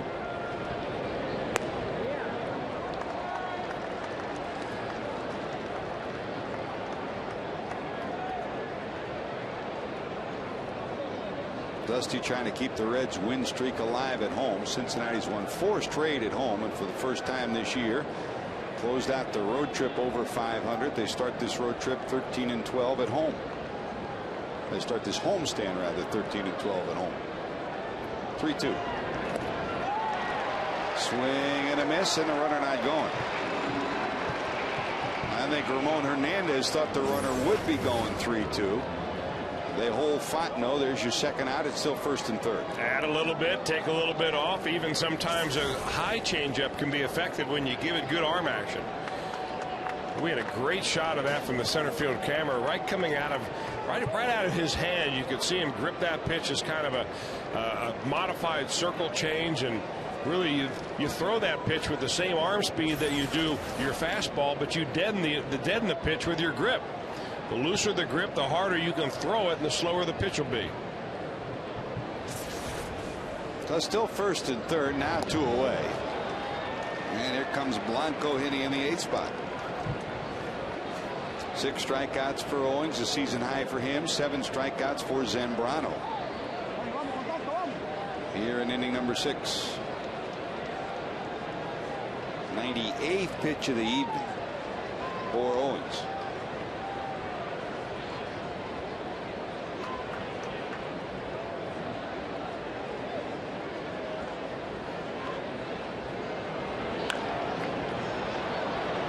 Phillips gets the out, and they'll strand 2. Well, it's picture perfect from Great American Ballpark over to the Kentucky side. The Reds looking for some runs, trail it 2-0.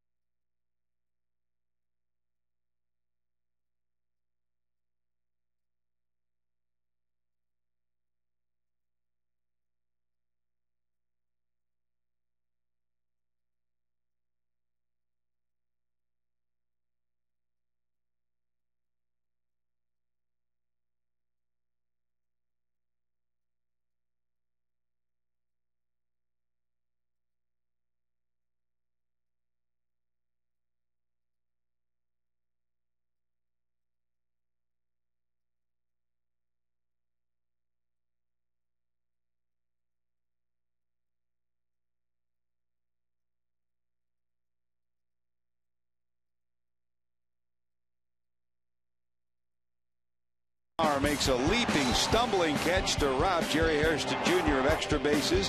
Zambrano says, I got it. Harrison says, And Hoffpower's catch has kept it 2-0 in favor of the Cubs. Our Coors Light Freeze Can brought to you by Frost Brewed Coors Light. That's the way the 5th inning ended, with 2 on for the Reds. Here we go to the bottom of 6. Dickerson, who struck out and bounced out, will lead it off, followed by Phillips and then Nix. Great to have you with us. George Gray and Chris Wells coming up after the game. Reds live post game. with Jim Day and Jeff Pecoro. Great job up here on the deck. Jesse Jackson got us all set up. Dickie Moss has everything working up here. Great job, Dickie. Good job, Jesse. You know, George, I'm going to have to take it up with our high home cameraman, Jim Strickland, because we gave him specific orders. Do not let those guys in there eat our ice cream or drink all of our Cokes. You know, while the cat's away, the mice will play. I wonder how many ice creams you had, Strick. There you go. Boy, have a big party. I guarantee you the ice box is cleaned out. He was probably the same way as a kid. As soon as the parents went out of town, he had a big party. You did get the curtain down well, Strick. Nice job, though.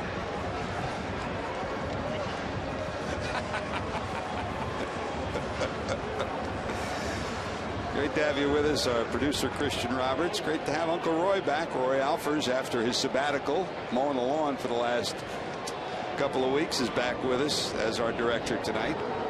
Sarah Mann, Matt Sigafus, Kent Weaver directing our pregame activity. Great to have you with us. By the way, did you hear that Syracuse won the national championship in lacrosse? Yeah. Didn't know about that, did you? No. John Browdy's wearing his Syracuse shirt, hat, pants, underwear, socks.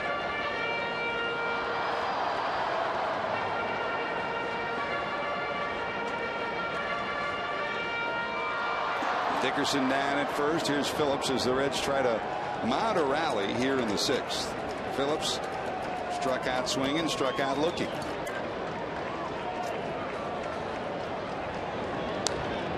That slap foul to the right side. Burton has stopped throwing, and Nick Massett starting to toss now in the bullpen for Cincinnati. Well, there aren't exactly written assignments as to who gets up when, but normally what happens, George, with the way that Massett's been pitching, he's been put into a more important inning, and that would be the 6th or the 7th inning, and then from there on you've got Weathers and Rhodes and of course Cordero. And most people, when they evaluate your bullpen, they evaluate it from your closer backwards, and then ending up with obviously who's your long man or who's your spot starter. Michael Owings has given the Reds a good start. And I think that's been the trademark of this 2009 team. For most of the last 5 or 6 years, the Reds have averaged less than 5 innings a start. Last year, in fact, it was 4 1/3 going into June. This year, they're averaging 6 1/3 innings a start. That means you're eliminating middle relief. Exactly. And some teams might even get gutsy and go with 1 fewer reliever and 1 extra guy on the bench. Pop to the left side. Lee giving chase. He will hold on, and they will get the runner back at first. Base running mistake by Chris Dickerson. I mean, no excuse. The ball is in foul territory. So if you're going to do anything, you've got to tag up. Well, this is a nice play by Derek Lee, and he's got pretty good field vision right there, because he immediately turns around and goes to first base. He realized that Dickerson was off with the pitch, but somewhere along the line Dickerson has to look back and say, hey, what's going on right here? So the Reds base runner erased. It's a double play. There's 2 away, and here's Nix.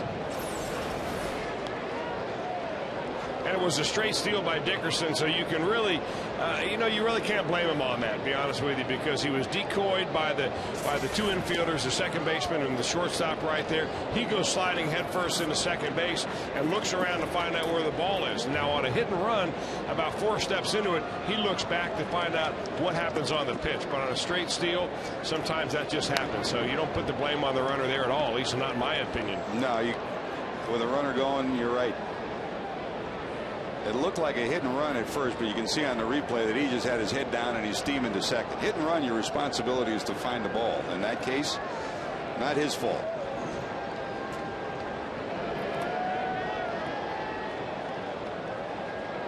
So runners erased, not 2 away. And here's Nix. Well, you can see the Reds trying. I mean, they tried to hit and run, and they got a foul ball out of Alex Gonzalez. They've tried to push the running game with another speedster and Chris Dickerson, and it just backfired on them. Down the left field line towards the corner. It'll curve foul. And I don't know if you look at that replay again. There's a guy in that first row. I mean, you give him credit. I mean, once the ball goes into the stands, it's a free ball, and he didn't do anything initially, but watch him take a swipe at the glove after Lee catches it. Right here. Not a bad idea.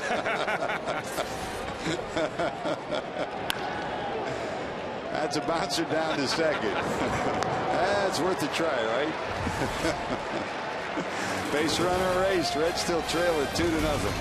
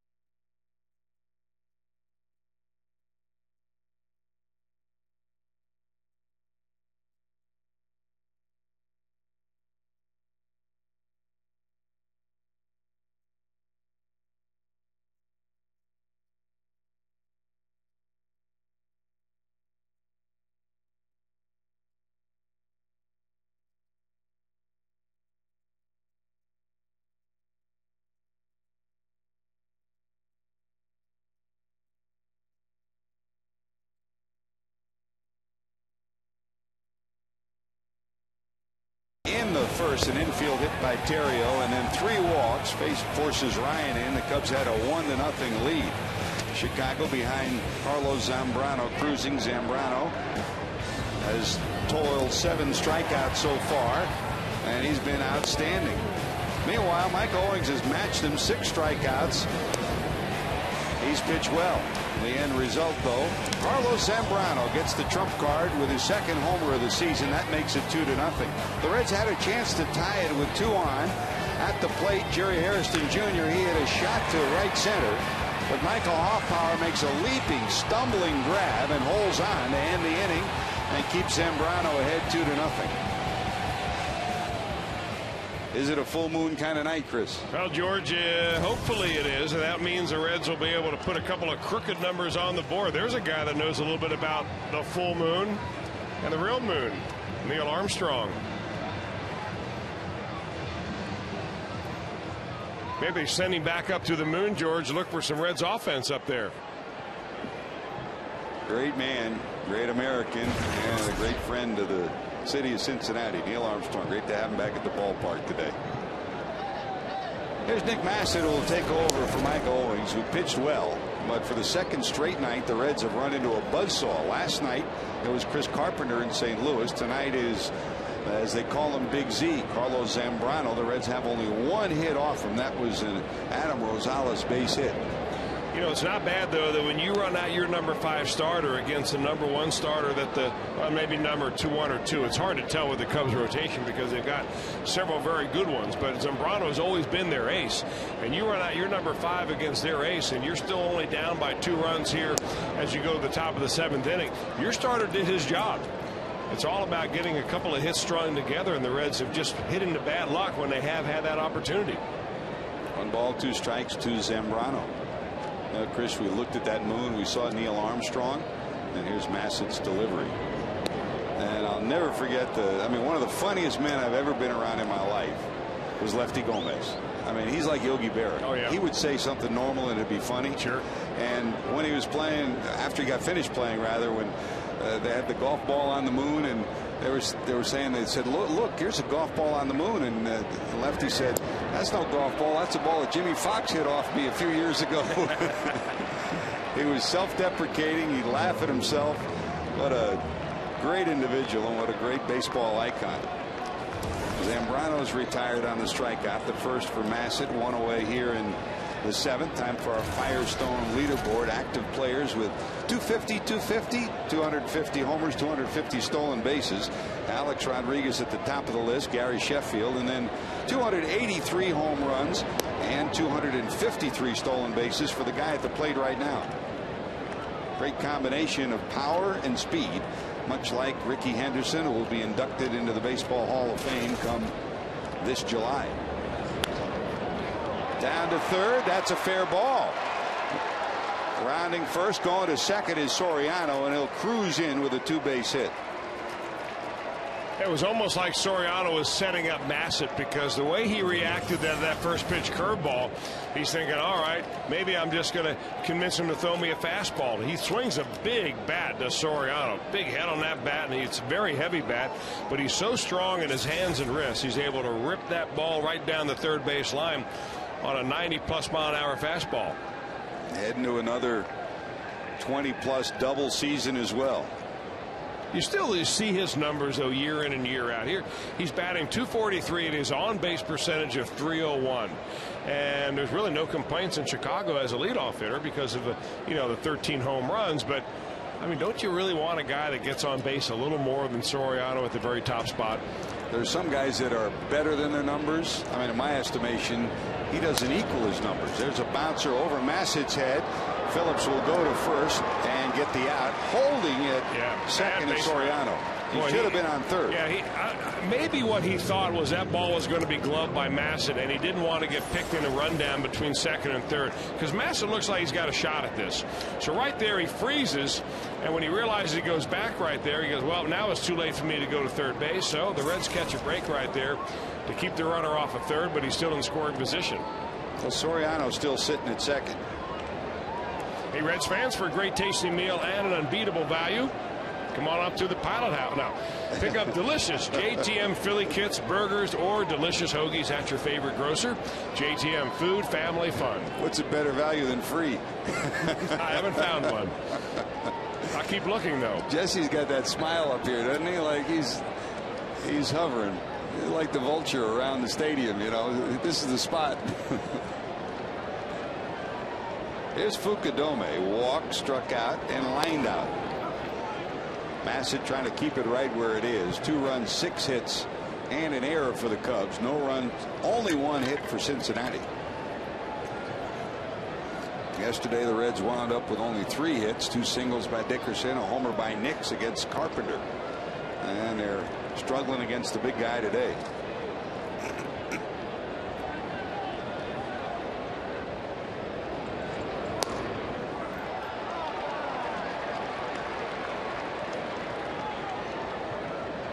Last year, Fukudome was one of the best hitters in the league for the first 2 months of the year.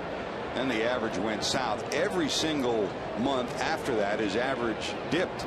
By the end of the year, he wasn't even a regular player. They were trying to find a way to get him on track. This year, Lou Piniella said, we're going to give him some days off, try to keep him fresher for the second half run.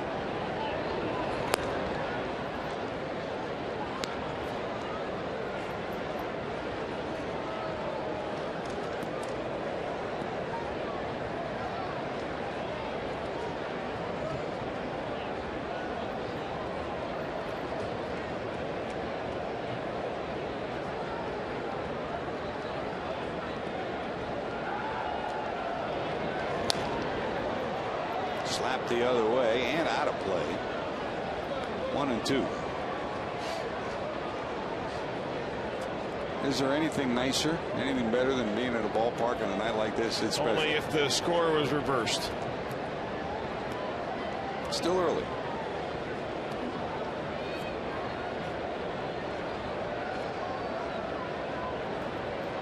Beautiful night here at Great American Ballpark. 2 more games to come on this homestand, a brief 3-game homestand against the Cubs. By the way, I know you keep looking over your right shoulder. The Keith Urban concert, the first act just finished. Keith is ready to go on, and you know all you have to do is walk right out the door over there, and you can catch some of it and get back here. It sounds like it might be pretty loud on the inside, George, because we can hear it a little bit here on the outside. You can feel it rocking. We're a block away. I'll take the ball game any day. If you're thinking of coming downtown now, don't do it tonight. It's going to take a while to get out of the ballpark and get out of the downtown area after this night is finished between the concert and 30,000 plus at the ballpark. Unless you're driving a taxi cab with a timing meter on it.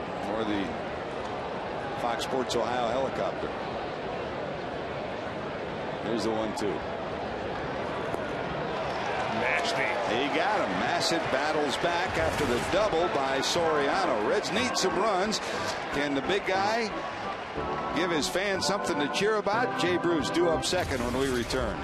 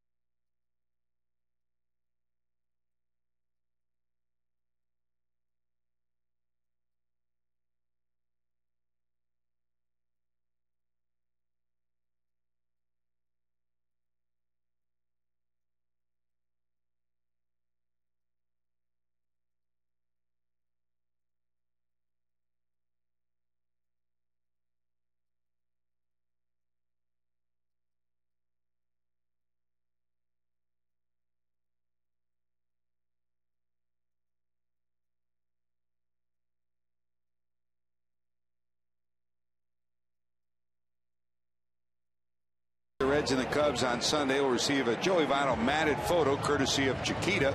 Plus 500 lucky fans will also receive a signed version. For tickets, call 513-381-REDS or go to Reds.com. And Joey, if you're watching at home, we look forward to seeing you back at the ballpark soon. We miss you, buddy. And you know you're in our thoughts. Here's Ramon. Hernandez will lead it off. Jay Bruce to follow, then Alex Gonzalez against Zambrano. What kind of a night has Zambrano had? He is in search of his 100th career win, and he's been pitching like a Cy Young Award pitcher. He is looking for his 4th win. He's in 3-2, and he's given up only 1 hit. That was a bullet by Adam Rosales in the 5th inning. Ironic that it was Rosales that got that base hit, because Rosales is from the Chicago area. Grew up a Cubs fan.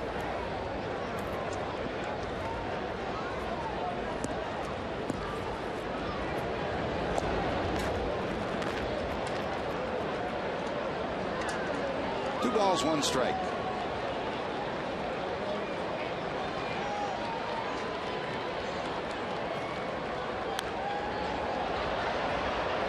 Popped up. Lee can't find it. Now he does locate it. It's twilight time, and he lost it, then finally found it. Zambrano pointing to where it was, and there's your first out as Ramon is retired. He lined out, struck out, and then there's that pop up to Lee. Time for our Honda standings update. In the Central, Milwaukee starts the day in a flat-footed tie with the Cardinals. The Reds 2.5 back, Cubs 3.5 back, and Pittsburgh 5.5 back. Houston 7 games back. Chris, you and I haven't had a chance to talk about it, but 2 events. And there's a bouncer back over the second base bag. There's a base hit, and the Reds get their second hit. Tying run will come to the plate. It's Alex Gonzalez, who came within 5 feet of a homer first time up. Good swing here. Well, Bruce has been on every time up, and he gets a little bit of break right there with the ball goes right over the pitcher's mound, has some good topspin on it, so nobody in the infield is going to pick it up, and hopefully that'll be maybe a little catalyst to get Bruce going a little bit. He's been struggling so mightily at the plate, trying to do so much, I think, in the absence of his good buddy Joey Votto, that it's kind of taking him out of his normal approach. Well, here comes Lou. Can he walk any slower? I mean, really. This is the give the bullpen a chance kind of walk. I mean, he's walking so slow it makes the old trot in by Lee Smith look like a sprint. Now, you know the story of Zambrano. Number 1, he had the pulled hamstring muscle, came back, then he was under suspension. So he has not been the normal 120 pitch a night kind of guy. Right now he's sitting at 104. Slow down, Lou. Still beloved here in Cincinnati for a lot of reasons. Lou Piniella. For Zambrano, this is what got him started. And he eventually gets ejected, throws the ball out to the outfield. He bumps the umpire, gets tossed for a week's worth of suspension. That was not a good day to be a Gatorade. That's a liner caught by Zambrano. Oh, that was heading to the outfield, but somehow Zambrano got a glove on it. Boy, does he help himself. He's looking around to turn it into a double play ball after he grabs this ball, and he falls off a little bit towards first base, bobbles it some. Heads up base running by Bruce, and you know, you're in between steps right there. Does he bobble it? Does he not? I'm going to get back right here and take my chances. Well, that's a great job by Jay Bruce to get back. That's another hitting in bad luck right there. Jerry Harrison hit that long drive to right field with a couple of runners on base to end the inning. That ball was a great catch by Hoffpower. That was a nice grab by the Zambrano. That looked like it was going to be a base hit. Well, here's Rosales, who got the first hit for the Reds. That was back in the 5th inning, a solid shot to left. In fact, the Reds have been unlucky a couple of times. When Rosales was at the plate in the 5th, there was a runner at second, Gonzalez, and he hit it so hard that Gonzalez didn't have a chance to score. It was a rocket one hop to the left fielder, Soriano. And on a normal course of events, just a simple base hit, Gonzalez probably would have scored. And then, of course, the great catch by Hoffpower to rob Jerry Harrison Jr.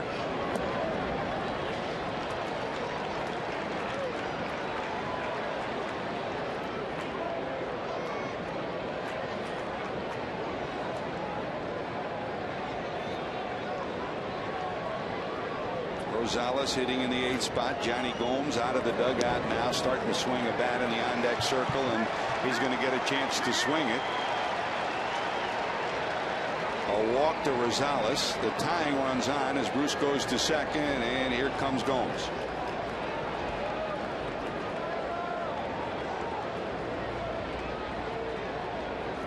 Alan Trammell, the bench coach for Lou Piniella, who's already made one slow visit to the mound with Guzman loosening, and we assume ready at this point.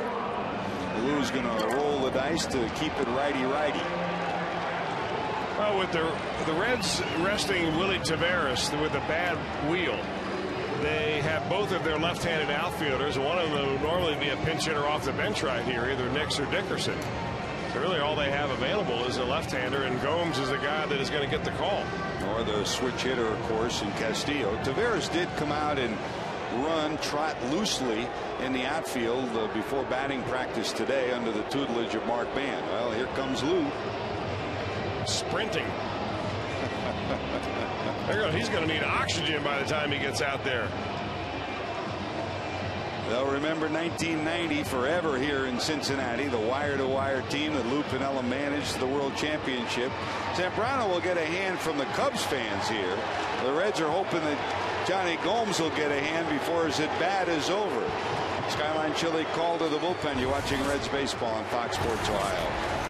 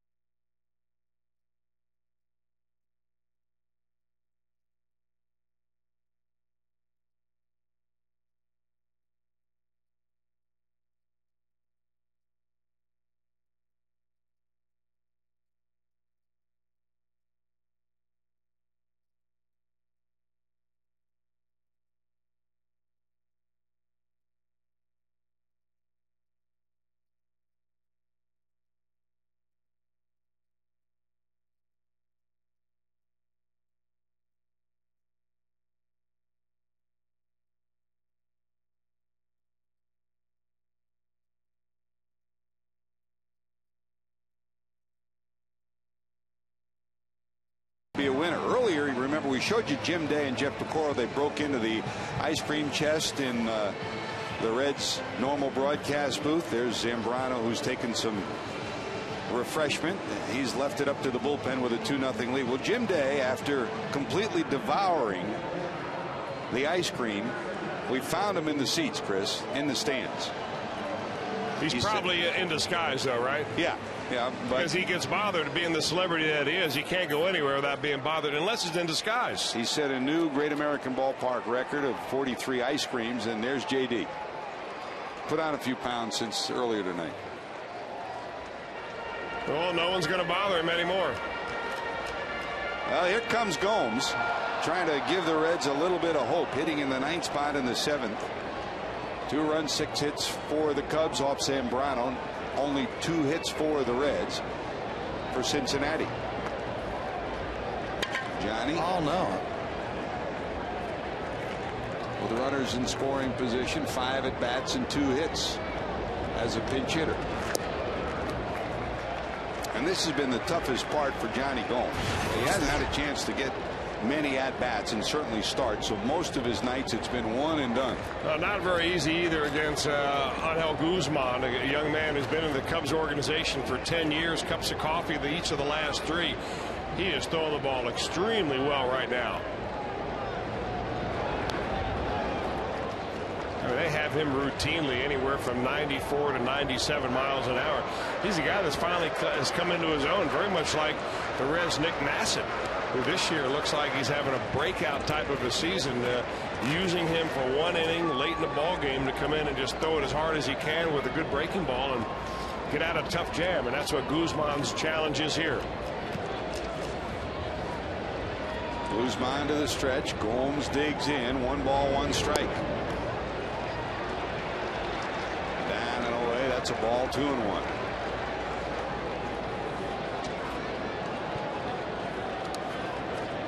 Lou Pinella's decided to pull the big guy, and it's Guzman against Gomes. Johnny facing Guzman for the first time in his career.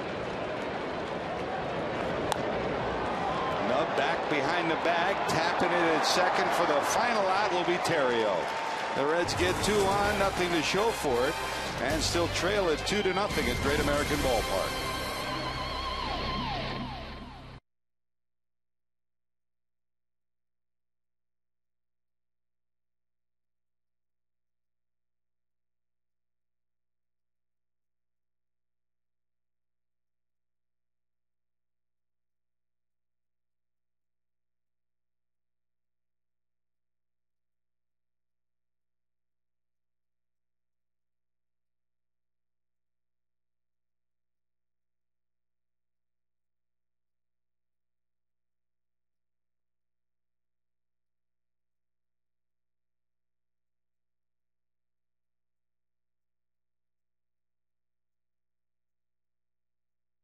And the Ford F-150 2009 Motor Trend Truck of the Year by Aflac.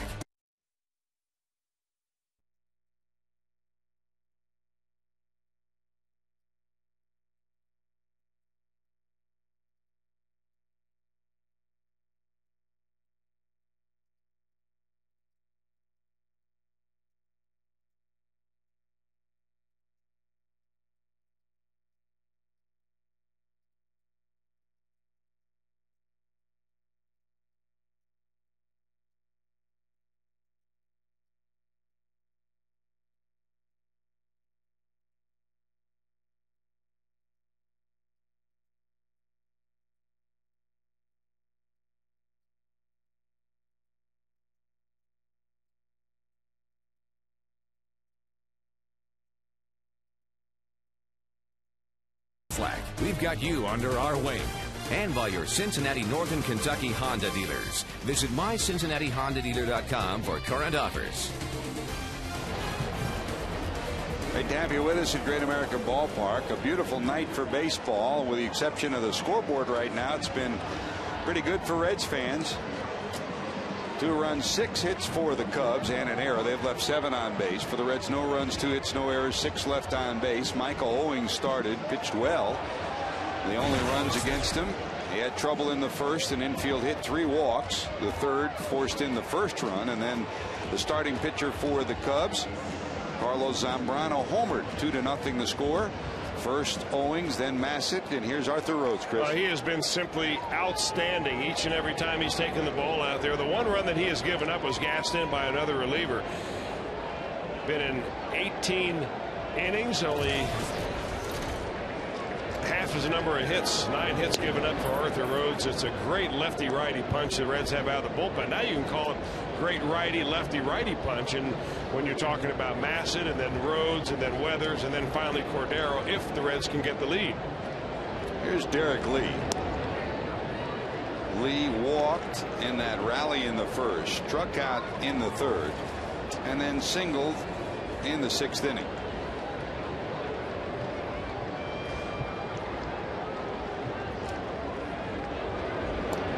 Breaking ball clips the outside corner. Well, the key right here for Arthur Rhodes and the Reds is just you got to keep the score right there. The Reds offense has been challenged. They had a tough go of it, especially with Votto out of the lineup. They've got to really take a shot at trying to keep this a 2-0 ball game. Well, Rhodes and Lee have met before, and this time finally Arthur cashes in. Their previous meetings, Lee was 2 for 2 against Rhodes with 2 home runs. Yeah, I'm wondering what those home runs came on, George, because he puts them away with a high fastball right here after a breaking ball maybe sets it up. But you know, Arthur Rhodes does not throw a 2-seam fastball. He likes to throw a 4-seamer, and it's got a nice little run on it. And that run is what I mean. It kind of goes into a right-hander, and when he elevates it, if you get it up there around the letters, it's awfully tough to get on top of. So Lee's retired. First out, here's Hoffpauir, the guy who's in the lineup for his bat, but on this night he had the biggest defensive play for the Cubs. A leaping, stumbling, tumbling catch in right that robbed Jerry Hairston Jr. of extra bases and 2 runs batted in that would have tied this ball game. Hoffpauir struck out, bounced out, flied out.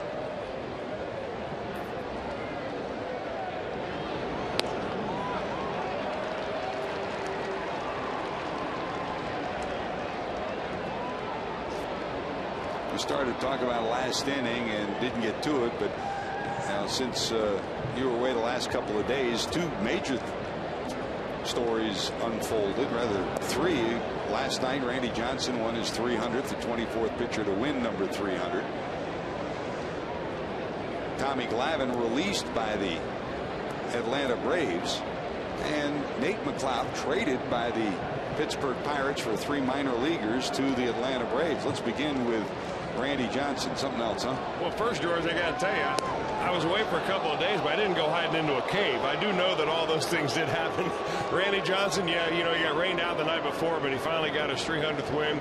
A lot of people are saying that may be the end of 300 game winners. Who knows if you're going to be around long enough. The interesting thing about Johnson is that, you know, he got a late start. He wasn't until about 25 years old when he really started getting some ball games under his belt, and he really didn't start becoming a big winner until he was age 30. He is now 45. And Nate McLeod, the trade, boy, that really sparked some sentiment in the Pirates clubhouse, didn't it? They're all shouting about, hey, how can you do this to our team and break us up right now? Well, you know, we've been through it time and time again. You know, first they signed, you know, Jason Kendall and Giles, and they said this is going to be the way we're going to build. They traded them. Then Bay becomes the focal point of the organization. They trade Jason Bay, and now McLeod very clearly is the focal point of the organization now. Welcome to Montreal or Pittsburgh. Yeah. And it certainly gives the. You know what, though?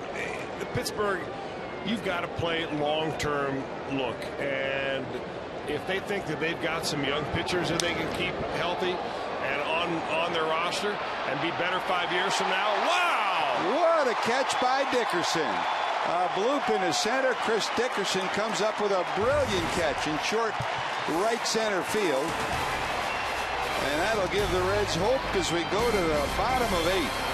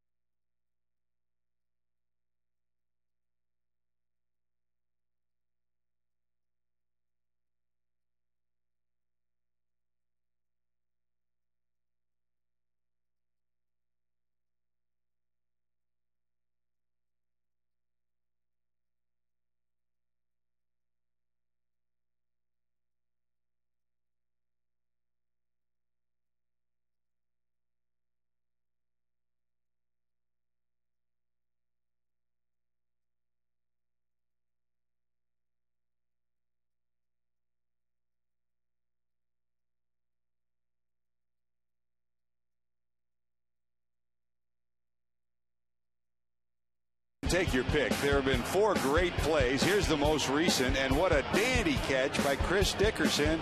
A leaping snare, and he holds on. That gives a 1-2 inning, 2-3 inning to Arthur Rhodes. Dickerson, a brilliant catch in short center field. And we'll go to the bottom of the 8th as Fontenot robbed of a potential base hit, and maybe 2. If it gets by him, he's got at least 2 and possibly 3. Well, we've seen some great defensive plays on the part of the Reds tonight. I know Adam Rosales made a nice play down the first baseline.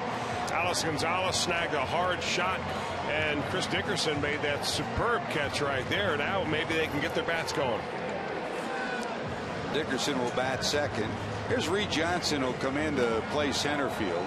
Johnson goes to center. Fukudome goes from center to right. Johnson, longtime fine defensive outfielder in Toronto. And here's Carlos Marmol, 12 holds on the year. He's been outstanding. I mean, he's one of those guys, he can be your setup guy, he can be your closer. One thing you know he'll be is a guy who'll deliver it at 93, 94, 95 miles an hour. 28th appearance of the season. The Reds hoping to hop on a hot one here. Good Jerry Hairston Jr. struck out, flied out, and he was victimized on the great catch by Hoffpauir and right. Robbed of extra bases and 2 runs batted in. He leads it off in the 8th. Hairston, Dickerson, Phillips due up.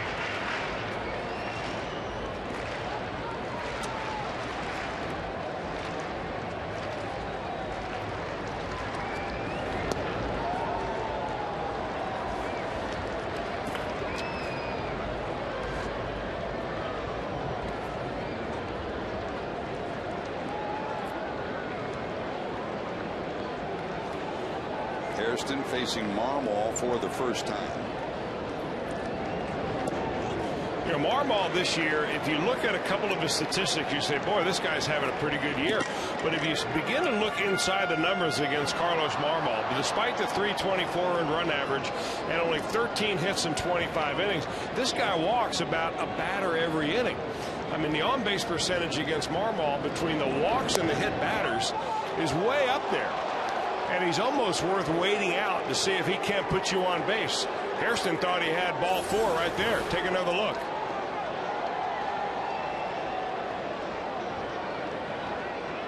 And I think, Chris, there is the frustration for Lou Piniella, and there is the reason why he's not the closer here.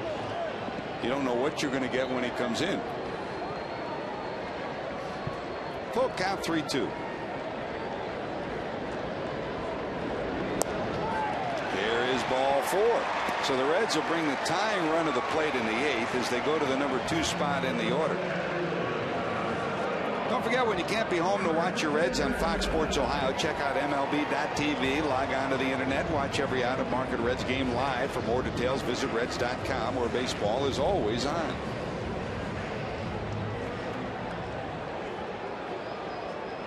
Well, walk to Harrison, and here's Dickerson, who struck out, bounced into a fielder's choice, and walked.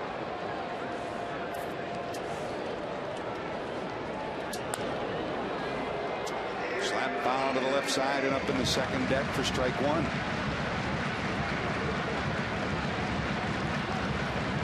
Dickerson peers down at Mark Berry, who rolls through some signs.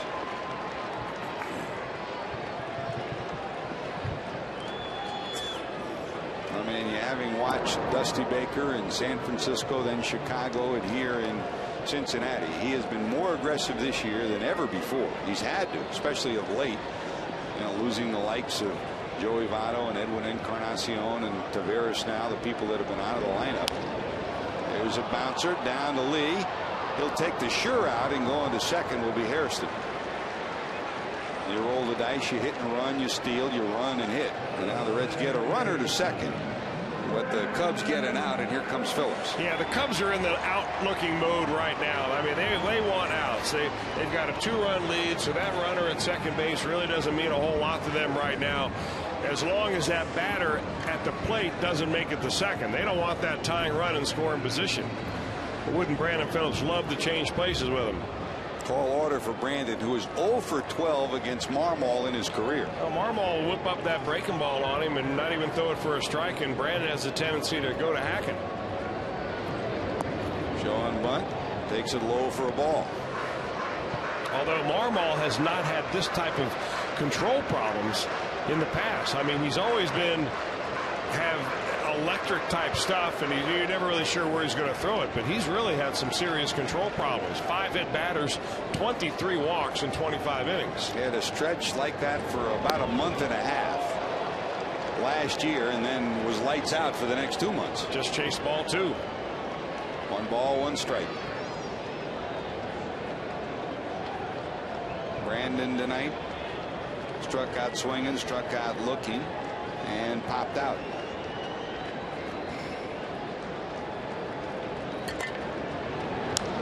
That's a shot into left center. That's a base hit. Soriano can't get it. A run's going to score. Phillips may try for 3. He rounds second. Here comes the throw. Here comes Phillips. He's in there with a triple. Brandon Phillips rolls one into the alley. The tying runs down at third. Scampering home is Jerry Hairston Jr. Oh, he hopped all over this one.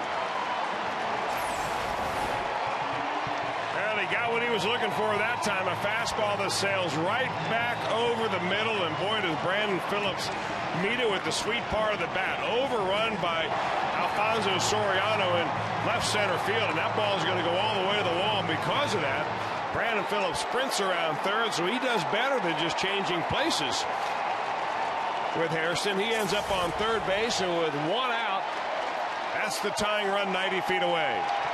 And here comes Lance Nix.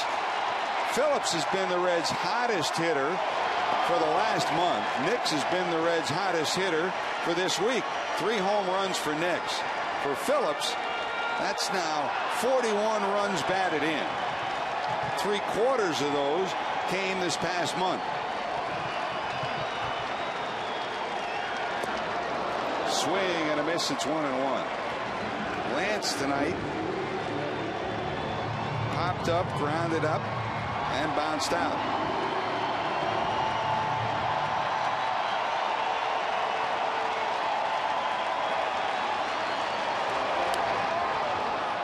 Popped up in front of the plate.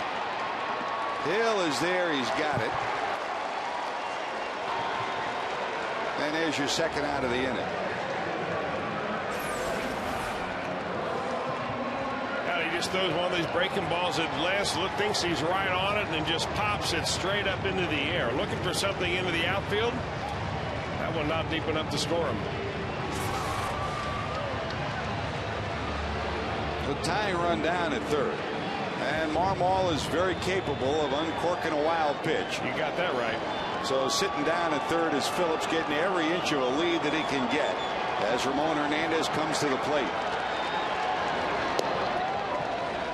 And you can see Hill. He's almost in a defensive mood to make sure he's ready in case something's in the dirt or wide.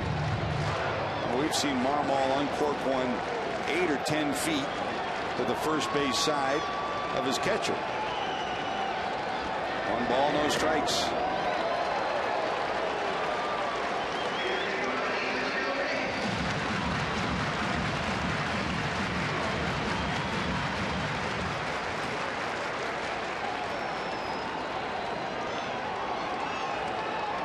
Brandon the tying run down at third.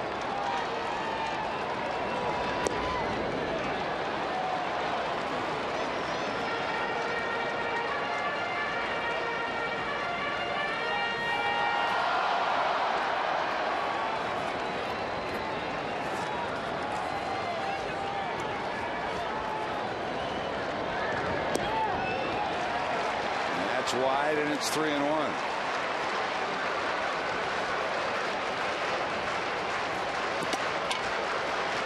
Pacing in the dugout is Lou Piniella.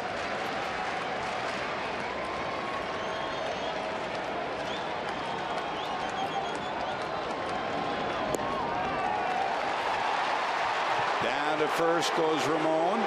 It'll be first and third, and that'll give Jay Bruce a chance. Well, the Cubs fans are booing the call. The Reds fans are saying Bruce, Bruce, Bruce. And the Reds fans are drowning out the Cubs fans as Jay comes to the plate. Jay tonight walked, and singled to center.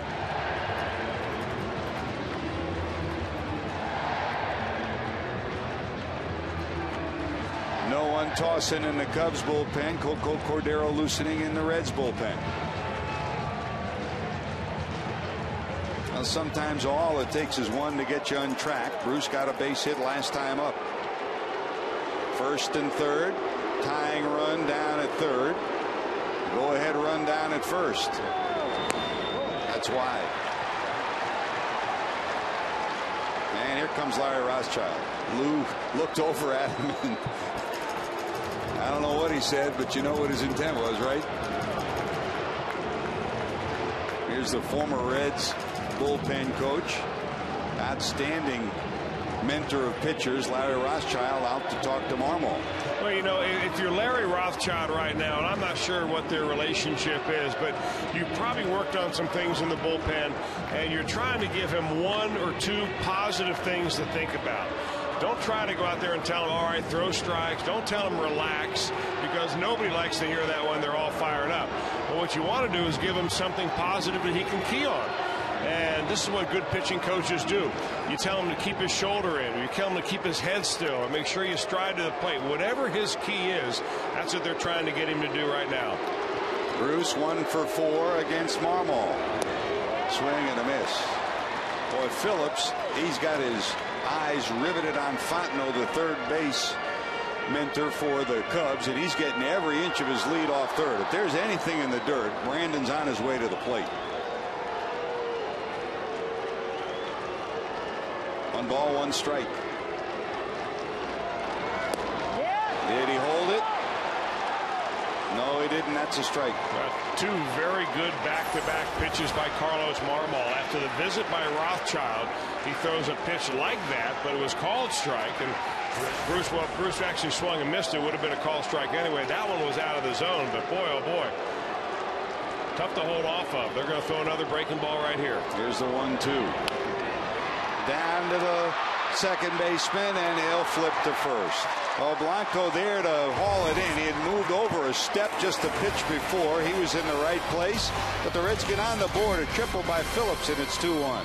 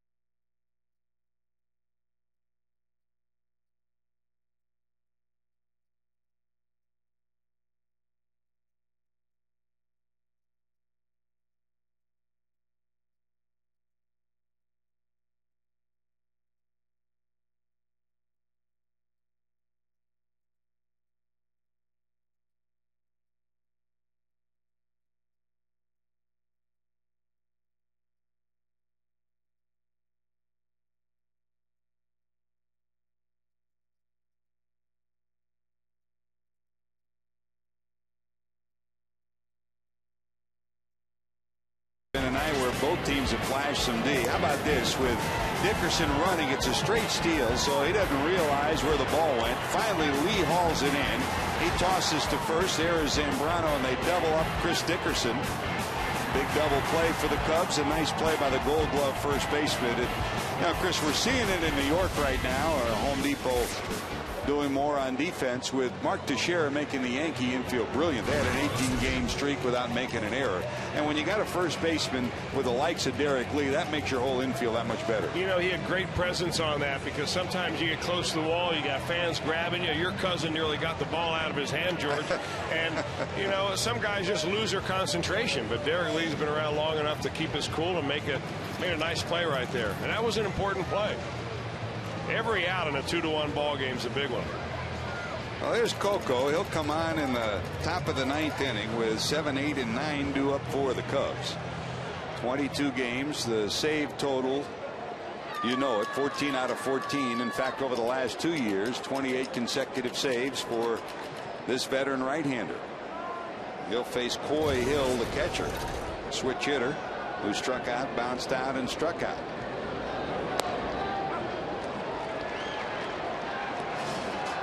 Strike one to Hill.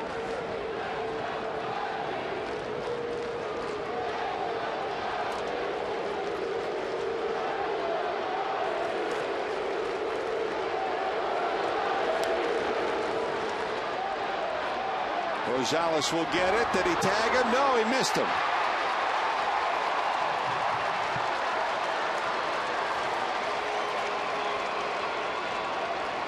Cordero was a bit hesitant to get to the ball. Rosales tried to, and by then he couldn't slap the tag on him. Well, the problem with that's just a perfectly placed ball. There's no question about it, because had Cordero continued to go to first base, he would have run right into Rosales. So with nobody there, that's just no man's land, and the Cubbies pick up a break. So a runner on. Here's Blanco, who flied out, bounced out, and bounced out.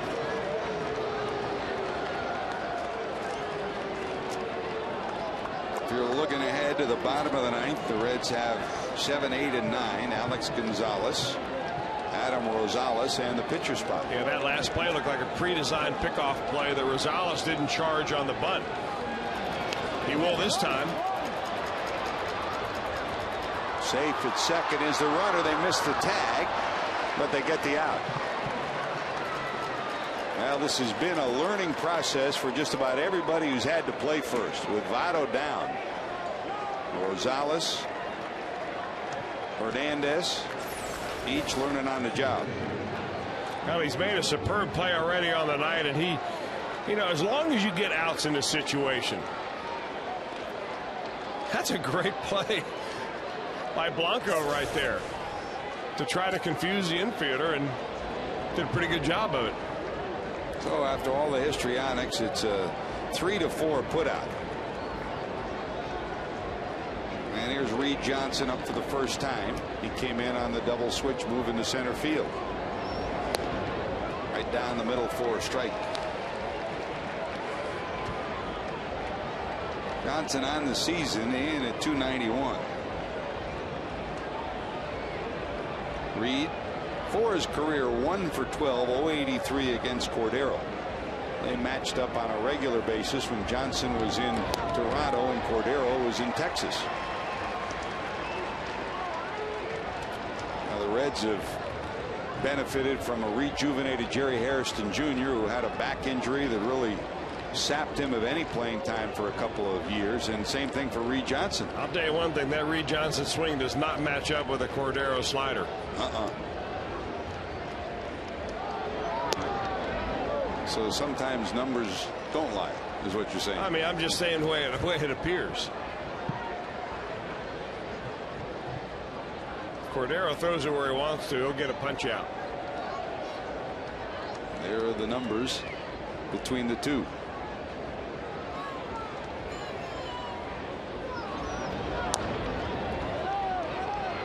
Somebody better get to first, and they just do get there.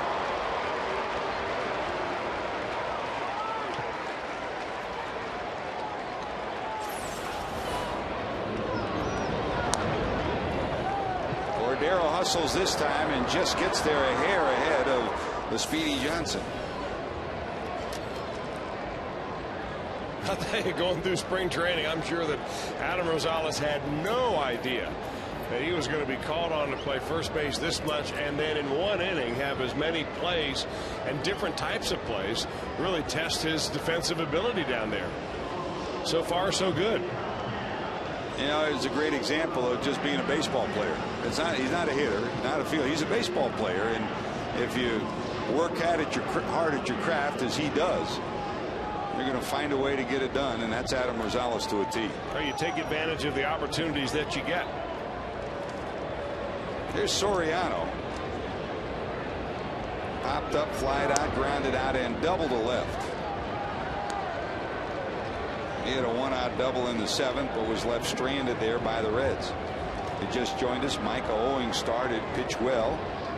Gave up a bases-loaded walk for 1 run and a homer to Zambrano. The 2 runs allowed. Zambrano, trying to win his 100th career game, pitched brilliantly, allowing the Reds only 2 hits. The lone Reds run came after he exited the game in the 8th. A walk to Harrison, a triple to Phillips. Cordero's did not say anything. But the look tells you. Umpire, but boy, oh boy, the last 2 pitches he thought could have gone either way.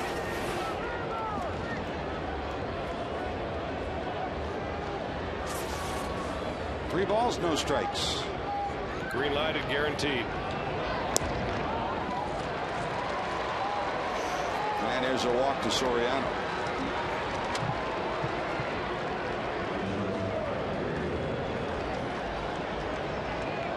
So an infield hit and 2 ground balls has put a runner at third. Now the walk puts him at first and third. And here comes Terrio. Terrio's infield hit started the first rally in the first inning. He reached on the infield hit, and 3 straight walks forced in the first run. He singled in the third and stole a base and grounded out twice.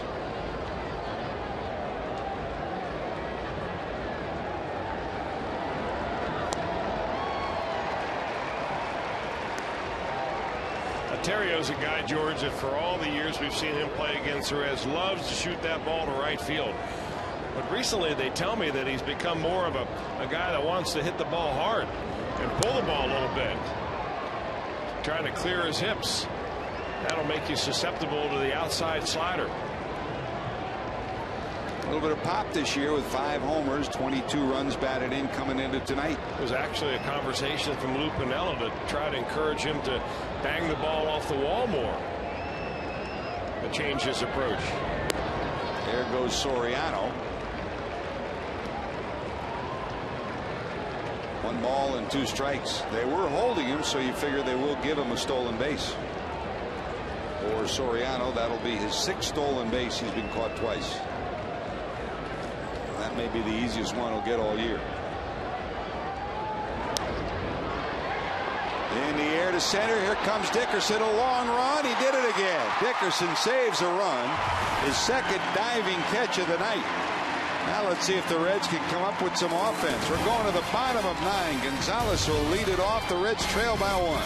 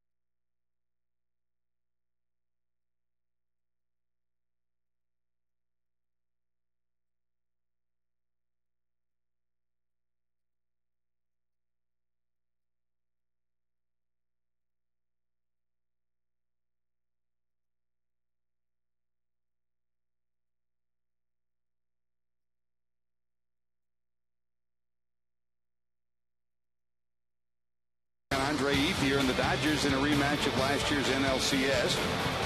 That's not the only game. The Indians will battle the White Sox too. Fox Saturday Baseball returns this week at 4 on Fox. Check local listings for the game and start time in your area. Rally caps abound.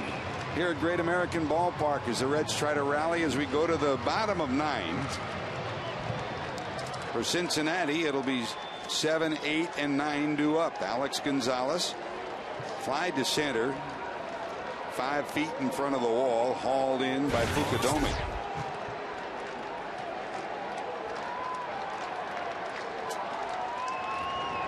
Lined out and grounded out. He'll face Kevin Gregg, who is the closer for this club. He's got 9 of them. And he's appeared in each of the last 3 Cubs games. Of course, they were rained out last night, so it's not like he's been working every day. But still in all, a very formidable closer coming over from Florida in the offseason. The Cubs had a trip to Atlanta, and they had 2 extra inning games. They lost 6-5 in 12 and 3-2 in 11. And in fact, they were scheduled to play last night. They were rained out. We're sitting in St. Louis wondering if they'll ever start. If they started, Zambrano would have pitched yesterday, and he wouldn't have pitched tonight. There's a bouncer knocked down by Terrio. He's up, and he gets him. Well, Gonzalez has given the Reds brilliant defense, and Ryan Terrio prevents the potential tying run from reaching here. Well, this ball looks like it's got a chance to go right through the middle into center field, but Terrio makes a diving catch, comes up quickly, and a nice play at the other end. When you've got a guy the arm's length of Derek Lee, he can get down there and stretch and take it and make it look very easy. Ryan Terrio, brilliant defense at short. The Reds are accustomed to that from the likes of Alex Gonzalez. You know what? I guess it's appropriate. One shortstop picks another.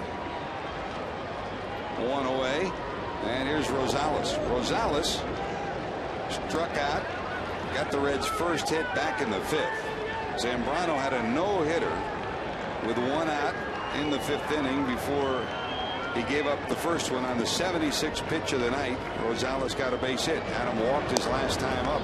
He'll be patient, try to get on here. 2 balls, no strikes.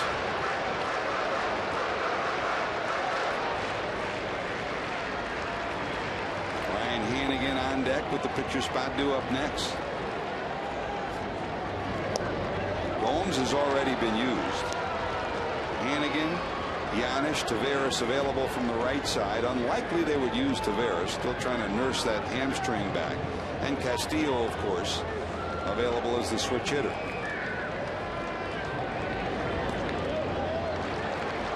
Three balls, 1 strike.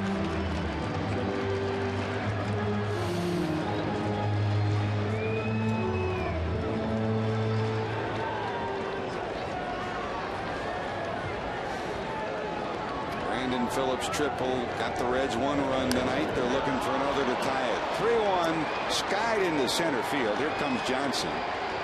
Reed is there, 2 away. And that'll bring up Hannigan to pinch hit.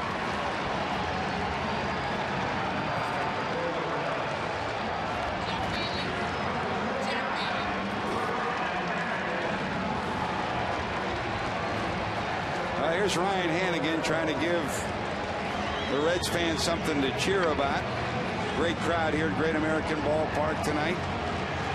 We've sent our best wishes to so many Reds fans around Reds country tonight. And another one, Jack Maley, rooting on the Reds, trying to get to Gregg here in the 9th inning.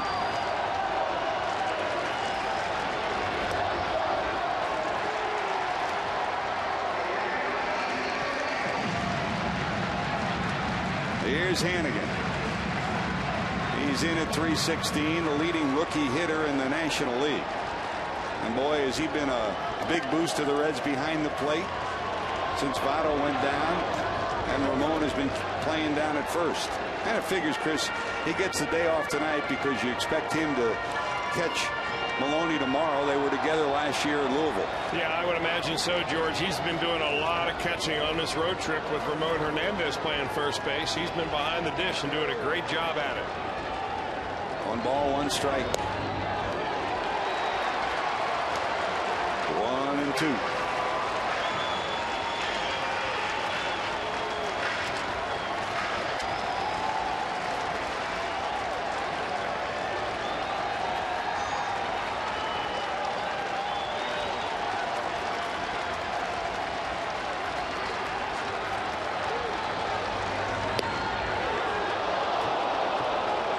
West missing away, and it's 2-2.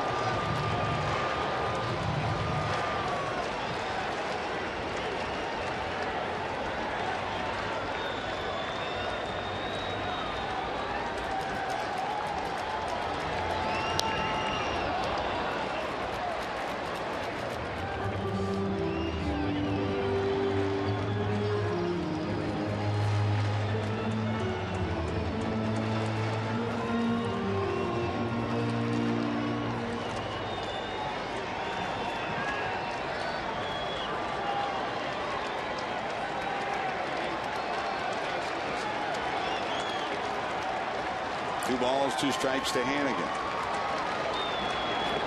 In the dirt. Reds trying to rally here. They start the night 2.5 games back of Milwaukee and St. Louis. Milwaukee's in the 9th inning, leading 4-0. Cardinals are losing in their game against Colorado. Full count, 3-2. Hannigan holding the Reds' hopes in the right side of the batter's box. A rocket shot into center, and Hannigan keeps the Reds alive. Boy, you knew he was a pretty good catcher, Chris, but boy, he has been so proficient with the bat. And he's been going up the middle for the majority of his base hits. Another off-speed pitch by Greg, a breaking ball right there, and he finally elevates it. Wanted to throw a strike. Gregor's thrown some very good ones on the evening in this inning just by spinning them down around the knees, but he got it up around the waist, and it was a little chuck and duck action for the Cubs closer. No margin for error here. The Reds down to their final out. They've got a runner on first. Here comes Jerry Hairston Jr. Struck out, flied out, had a shot in the right center that the right fielder with 2 on, off power, made a diving, stumbling catch to end the inning and robbed the Reds of 2 runs that would have tied the game at that point. And then he bounced out last time up. Castillo comes in to pinch run at first. He gives the Reds some speed. Now, Christie, a gamble here. I mean, Castillo's got better speed, but not the kind of speed that you say is stolen base speed. It's don't get picked off speed. It'll take a couple of hits for the Reds to get a run. 1 ball to Hairston.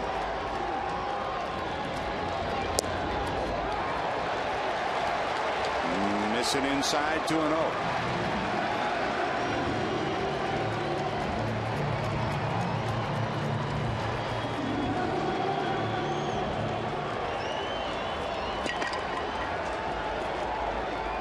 Greg to the stretch. That's way high, and it's 3-0. Get a runner in the scoring position. That's what Dusty Baker wants. Lou Piniella can't even watch. He's been through this before, huh? This team, the Cubs, 8 blown saves. That's 9th in the league. So they've had their share of blown saves. There's a strike down the middle. Yeah, but those saves that are blown are not necessarily blown in the 9th inning. Kevin Gregg is 9 for 11 in save and save opportunities. You can blow a save from the 7th inning on. 3-1.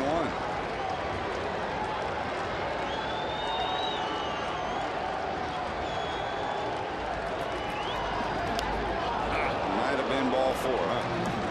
3-2.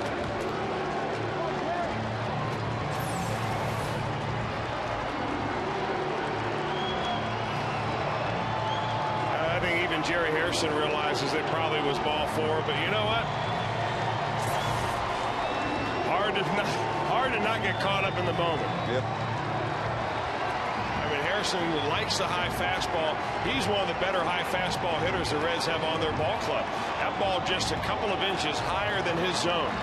Do you go back to the same spot, 3-2? I think he drops a hook on him right here. 3 balls, 2 strikes, 2 outs. From first, Castillo will be off and running.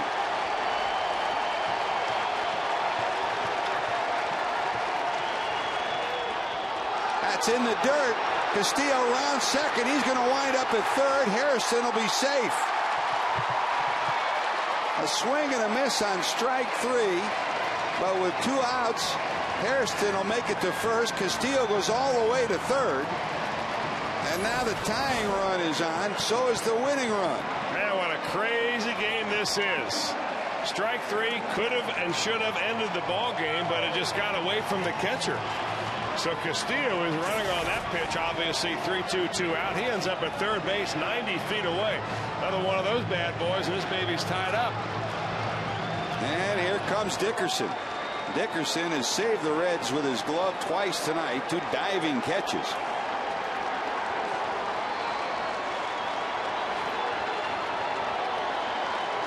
First and third for the Reds in the 9th. That's wide for ball 1. Chris tonight struck out, bounced into a fielder's choice, walked, and bounced out. Castillo represents the tying run in a 2-1 ball game in the 9th.